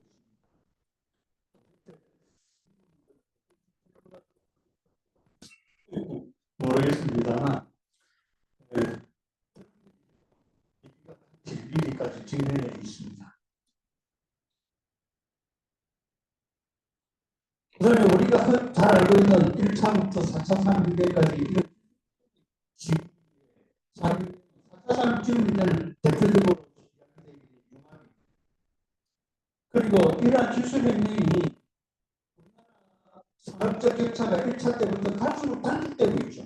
우리는 산업화 민주화를 넘어서서 이제 정보화 시대에 들어서서 세계 10대 경제 강국입니다. 그렇다면 1차, 3차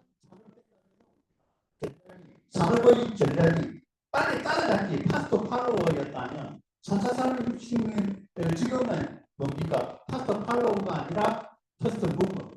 우리가 진짜 선도해 나갈 수 있는 입장이 되어졌다는 것이죠. 기술 격차도 불과 2년밖에 안 되기 때문에 이제는 파스트 팔로우로서는 안 통한다라는 것이죠. 자, 그 다음에 리더 상도 변하고 있습니다. 오늘날 미래는 우리 미래를 요구되는 미래 사회는 감성 중심입니다. 감성 중심하면 어떤 질문이 많이 들어오냐면 감정하고 감성하고 어떤 차이가 있느냐 이렇게 이야기를 질문을 많이 하는데 심리학에서는 이렇게 풀이합니다. 감정은 어떻게 남자분들 아름다운 꽃이 있다고 봅시다. 야, 저 꽃 참 이쁘다. 감정 표현입니다. 이걸 감성이 뛰어난 사람이 표현한다면 야, 저 꽃을 드라이 플라워 말려가지고 액자에 넣어서 두고두고 봤으면 좋겠다. 이게 감성입니다. 똑같은 사람은 그냥 직설적으로 보면 이쁘다 이것이 아니라 그것을 상품화시켜가지고 하는 생각 이 기본적인 게 감정이 아니라 감성입니다. 이런 감성은 남성들보다 여성이 훨씬 뛰어나죠. 어떻게 보면 이런 감성적인 어떤 소양이나 성격이라든지 이런 것들이 미래사회에서는 오히려 뛰어날 수 있다는 거죠. 그 다음에 성공하는 사람을 예를 들어서 스티븐 코비 박사는 제가 이 이야기할 때마다 또 기억이 나오는데 1995년 삼성 인력 개발하고 LG 인하운하고 한국 산업 그러니까 한국 농협회하고 조인해가지고 1995년 미국 ASTD 대회에 우리나라 산업계 최초로 갔는데 저는 상사에서 선발돼가지고 그때 달라스 컨벤션 센터의 ASTD 대회에 참가했는데 그때 스티븐 코비 박사 강연을 듣고 북에 가서 아프다고 했는데 사진 만난 일이 하나도 없어요.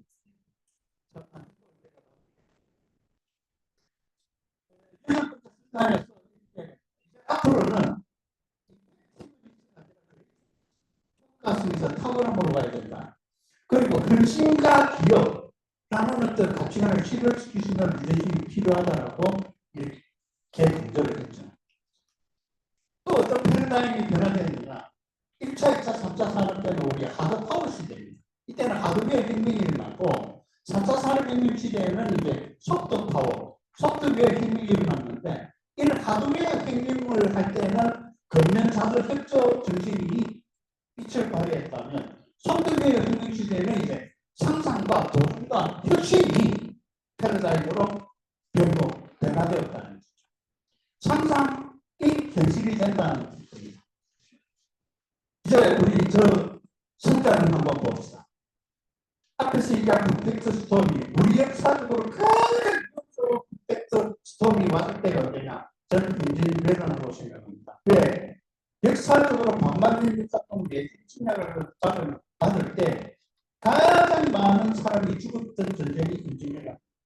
특히 임진왜란이 뒷부분 정육대란 때는 일본이 물러갈 것을 자기들도 알고 있을 수 있지만 정유제가 2차 임진왜란이 정유제란 때는요 오히려 모든 전쟁의 목적이 학살에 있었습니다. 그때 최고로 많은 정말 그런 퍼펙트 스토리 위기 때 절실했던 것이 기획과 정신입니다. 그러니까 기획과 정신에 대해서 많은 학자들이 이야기하고 있지만 대표적인 네 가지 핵심적인 요소를 네 가지 뽑아라고 한다면 핵심이 있고 이런 걸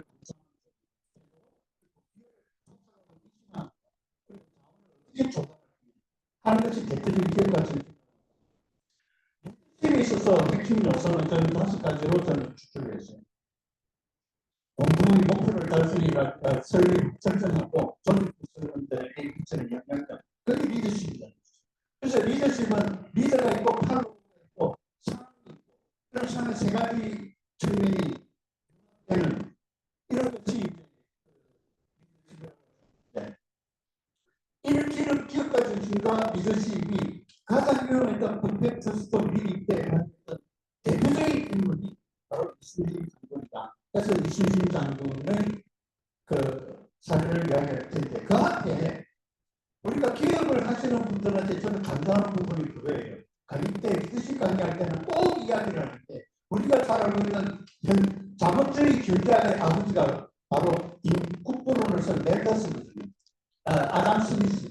아담 스미스가 국부론을 쓰기 17년 전에 도덕 감정론이라는 책을 발표했는데 그 도덕 감정론의 핵심 판단을 뽑아내라고 한다면 심퍼시, 공감.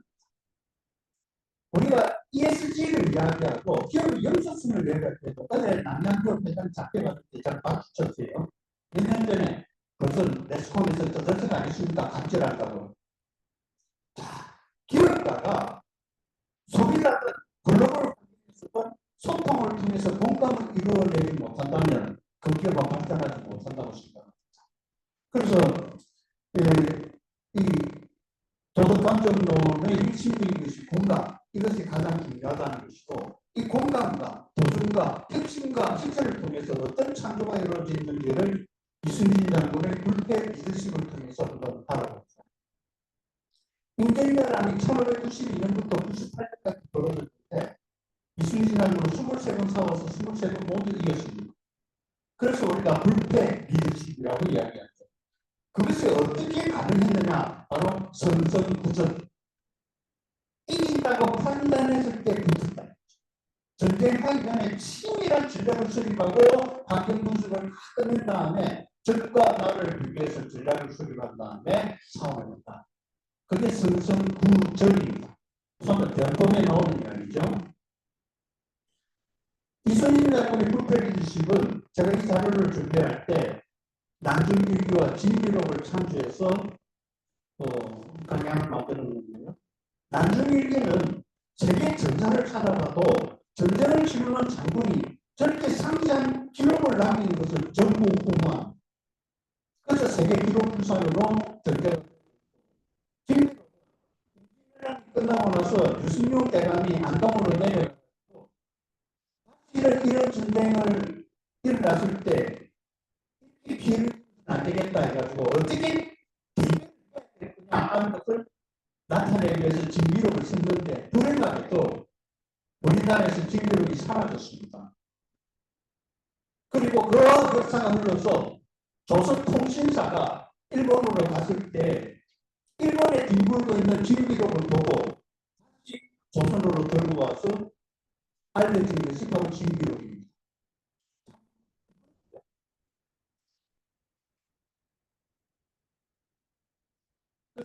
소통과 도움과 핵심의 문제 리더십을 알아보면 6가지 정도로 살펴보겠습니다. 먼저 이순신 장군은 문물을 합정제를 발휘했어요. 그리고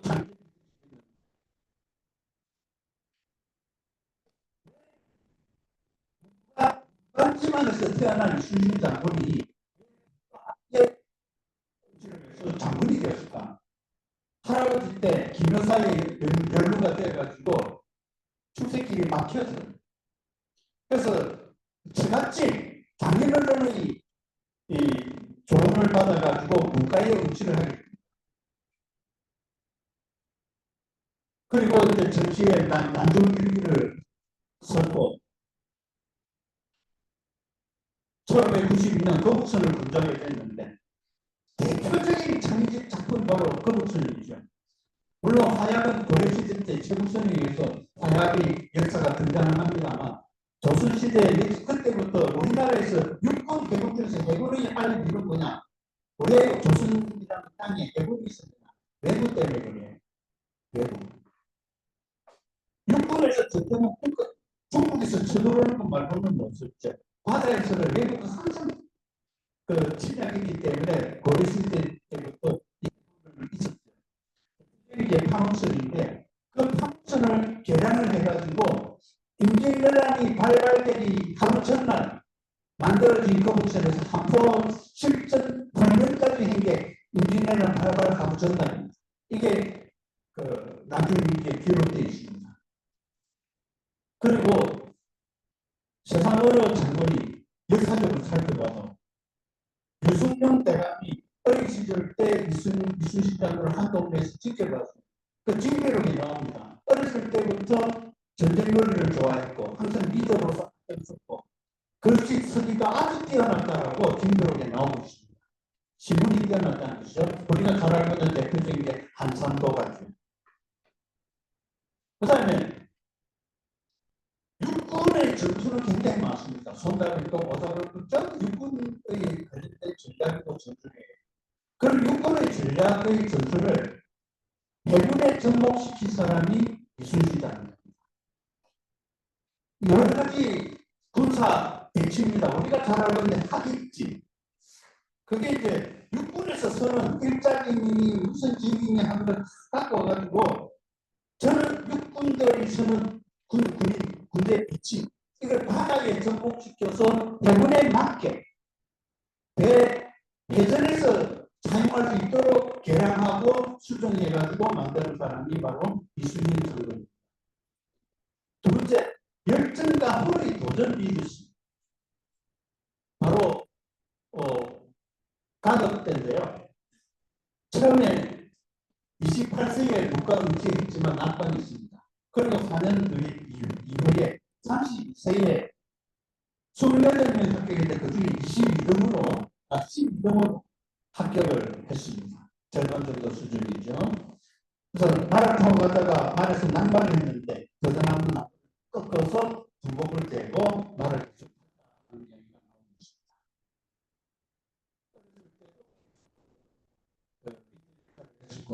전시에는 갑옷을 벗지 않고 잤다.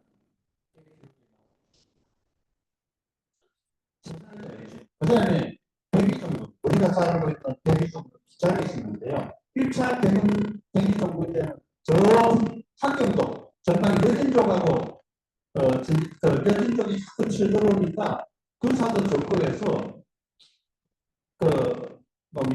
지원을 해달라고 자기를 올렸는데도 요청이 아무리 해도 안 해요. 그래서 사또를 만나러 갔는데 그 사이 여진족이 쳐들어와가지고 내한테 하고 돌아갔습니다. 그 돌아왔더니 백성들을 잡고 포로로 잡아서 가고 있다 하는 걸 알고 다시 추격해가지고 여진족을 소탕하고 포로로 잡혀가던 백성을 다시 구해왔는데 그걸 알게 된 사또가 여진족이 쳐들어왔을 때 자리를 비웠다 해가지고 장계를 올려가지고 저놈이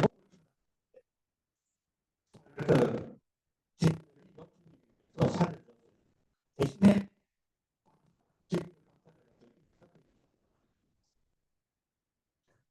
이 정도는 우리가 잘 알고 있는 명량해전 거북선이고 배들이 전부 다 파괴되고 배도 없어지고 하니까 권율도 이제 해라. 그때 12척이 남았다 해가지고 왕의 그래서 2차 대기정부를 하게 순자는 군사의 잘못된 명령은 장수가 거부할 수 있다라고 했죠. 그리고 순자는 위태로운 것을 알면서도 명령에 따라서 장조를 내보내게 해서 전부 죽이게 하거나 명령에 따라 그걸 때리지 못하는 것을 뻔히 알면서도 명령에 따라서 움직이지만 군사와 백성을 속이는 명령은 거부하라 하는 게 순자의 가르침입니다. 그래서 이순신 장군은 왕명을 거부를 했어요. 그러다가 대기정부를 하게 됐죠. 그 다음에 명량해전 우리 잘 알고 있는 이야기입니다. 조선은 12천, 일본은 130천. 그때 난중일기에 보면 기록이 나옵니다. 임금님한테 선조에게 글을 올리는데 도로스 때 가서 우리는 해보는 수 없다. 전함, 상류시기 아직도 신에게는 12척의 배가 남아 있습니다. 그러니 해군을 없앨 수 없습니다. 이 역사에 보면 12척이나 13척이나 하고 있는데 장기에 올린 데는 금신, 전함 12척, 한 척은 타겟가 술이 들어가 있습니다. 나중에 13척이 됩니다. 그 다음에 이순신 장군이 이런 말을 썼어요. 필사적생, 생적필사, 일부단경, 촉구청구. 이게 무슨 말이냐? 길목만 한 사람이 길목만 잘 지키고 있으면 정면도 능히 상대할 수 있다. 이게 일부단경, 촉구청구라는 말이죠.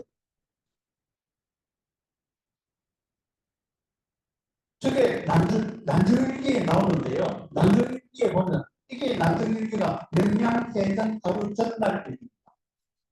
필사적생, 필생적사. 그 다음에 그 뒤에 보면 신임이라는 이야기가 나옵니다. 신이죠. 내일 명량해전 배놈들하고 해전을 해, 전쟁을 해야 되는데 12척밖에 없어. 어떻게 할까 하고 고민하고 잠을 이루지 못하고 죽기로 싸우자. 죽을 정신을 싸우는 것이 사는 것이다. 라는 글을 쓰고 꿈에 신인이 나타나서 이러이러이러 하라 해라 하는 대로 이제 했다는 기록이 나옵니다. 저 밑에 있는 게 명량해전 전략 1기입니다. 저를 풀이해놓은 것이고 그 다음에 이순신 장군의 그 감성적인 휴먼 리더십 어적 도민 정신이라고 있어요. 또 임금에 충성하는 것이 아니라 백성입니다. 도민하는 것이죠.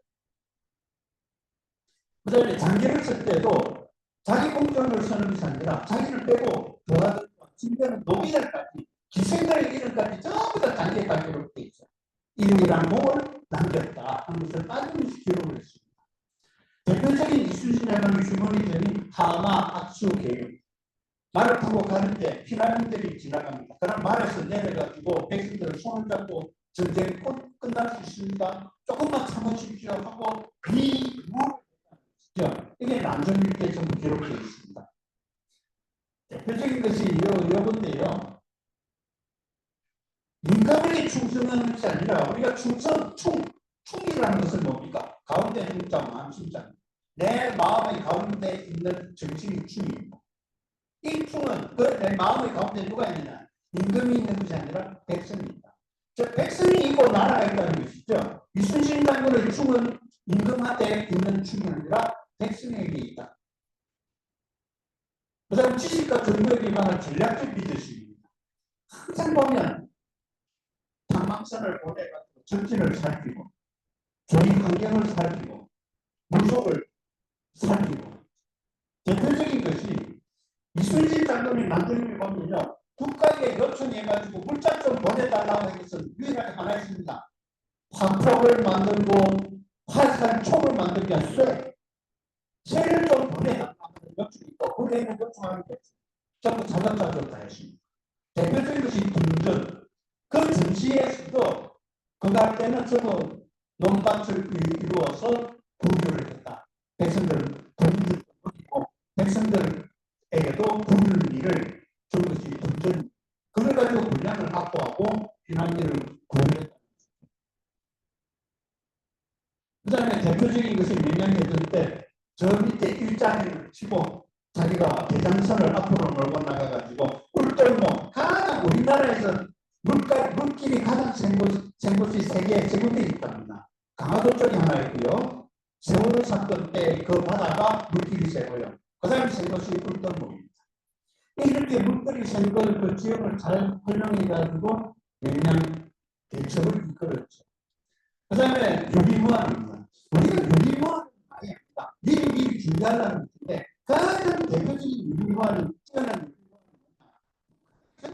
실험하고 로켓 쏘고 김정은이가 남한을 공격하면 자기들이 멸망한다는 걸 알면 전쟁을 전쟁 시도를 못한다는 거죠. 이게 유리관. 가장 뛰어난 열법이 뭐냐? 이기지 않고 싸우지 않고 이기는 것이죠. 그래서 그게 유리관의 정신은 싸우지 않고 이기는 것이 유리관. 그게 손자병법 9면 제8편에 나오는 이야기입니다. 그 다음에 대표적인 어떤 것이 일본은 굉장히 도락질한 해적 정신이죠. 대표적인 것이 등선백병전인데 굉장히 빠릅니다. 일본에게는 빠르고 로프를 던져서 올라타가지고 칼싸움하는 것이 해적들의 대표적인 전투 방법인데 한국에서는 덩치가 큽니다. 그리고 이순신 장군이 가장 거북새는 14문의 대표를 장악돼 있었어요. 나중에 전투 때는 24대까지 장착할 수 있는 데까지 개량이 되어졌는데 안타깝게도 1895년인가 그때 순종 때 이 뭡니까 해군 통제 수군 전부 도세 그러면서 이 모든 쓰러지고 있습니다. 안타깝게 파노스는 총통폭 원거리에서 떨어져서 항포하듯이 항포가 쏘아 달려가는 게 영향을 잘못됐는데 그게 폭발하는 것이 아니라 배에 무겁게도 그러면 물이 들어서 침몰하는 전략이에요.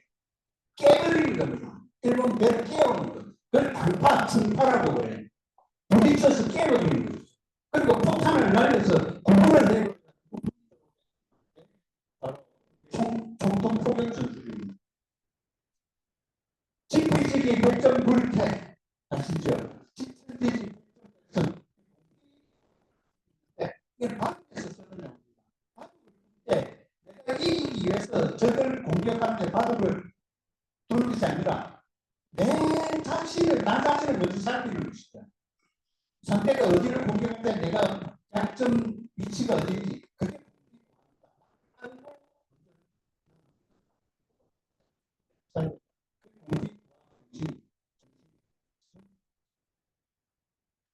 기본과 원칙은 신뢰 리더십입니다. 기업가도 그렇고 리더도 그렇고 신뢰를 잃어버리면 소리를 그래서 신뢰를 얻기 위해서 항상 소통하고 소비자의 니즈가 어디에 있는지 어떤 트렌드로 가고 있는지 세계 환경은 경제 환경은 어떻게 바뀌고 있는지 여기에 대해서 세상과 소통하고 소비자와 소통하고 직장 내에서는 직장 조직원들 신뢰가 설득이 되죠. 그래서 이순신 장군은 청렴결백에 있었는데 화신이고 공평무사하고 기본으로 하는 신뢰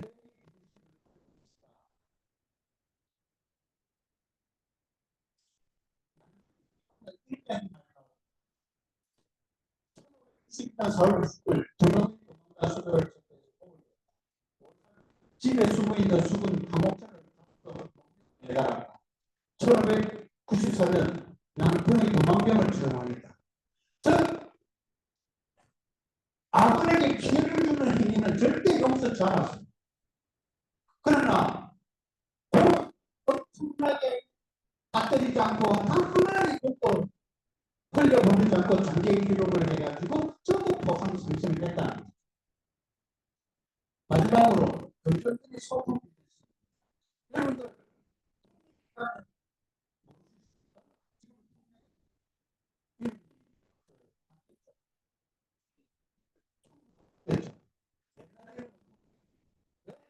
했을까요? 해군 참모 총장님이 이는 통제사가 근무하는 통제연 그래서 통제연을 줄여서 통일이라고 했죠. 거기 옛날 원래 이름은 운주단입니다. 이 운주단이라는 것은 어디서 나오는 말이냐면 산악천의 사기에 보면 운주, 즉 계책을 세운다는 것이 운주예요. 회의를 하고 계약, 전략을 짜는 것이 운주입니다. 그래서 하는 장소니까 운주단이라고 했고 한산도 재선당은 영조 16년에 이름이 재선당으로 이름이 바뀌어서 지금도 가면 재선당이라고 하고 있죠. 원래는 운주당입니다. 이 운주당은 이순신 장군의 주문식이자 대식입니다. 거기서 장돌들하고 같이 바둑도 두고 전략 회의도 하고 하는 것이고 언제든지 병들이 와서 쉬고 휴식을 취할 수 있는 것이 운주당이었습니다. 그래서 항상 열려 있었고 개방되어 있었고 일반 병사들도 찾아와서 허심탄회하게 이야기를 나누는 공간이 운주당이었습니다. 거기서 모든 것을 공감을 하고 소통을 했다. 자, 오늘 제 이야기를 마치면서 이 영상을 꼭 한번 보고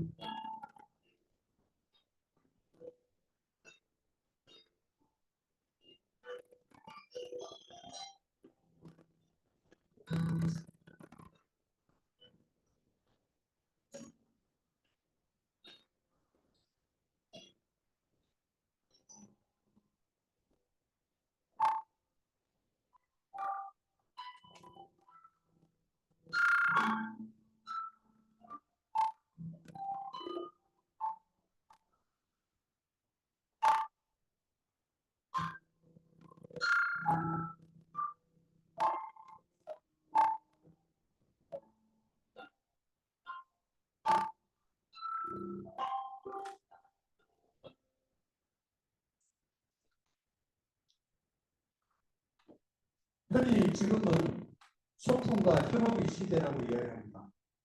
퍼펙트 스톱. 지금 현재 우리를 둘러싸고 있는 경제 환경이 바로 퍼펙트 스톱 시대입니다. 이럴 때 가장 필요한 리더십 이전에 기업가 중심이 필요하고 이러한 기업가 중심을 우리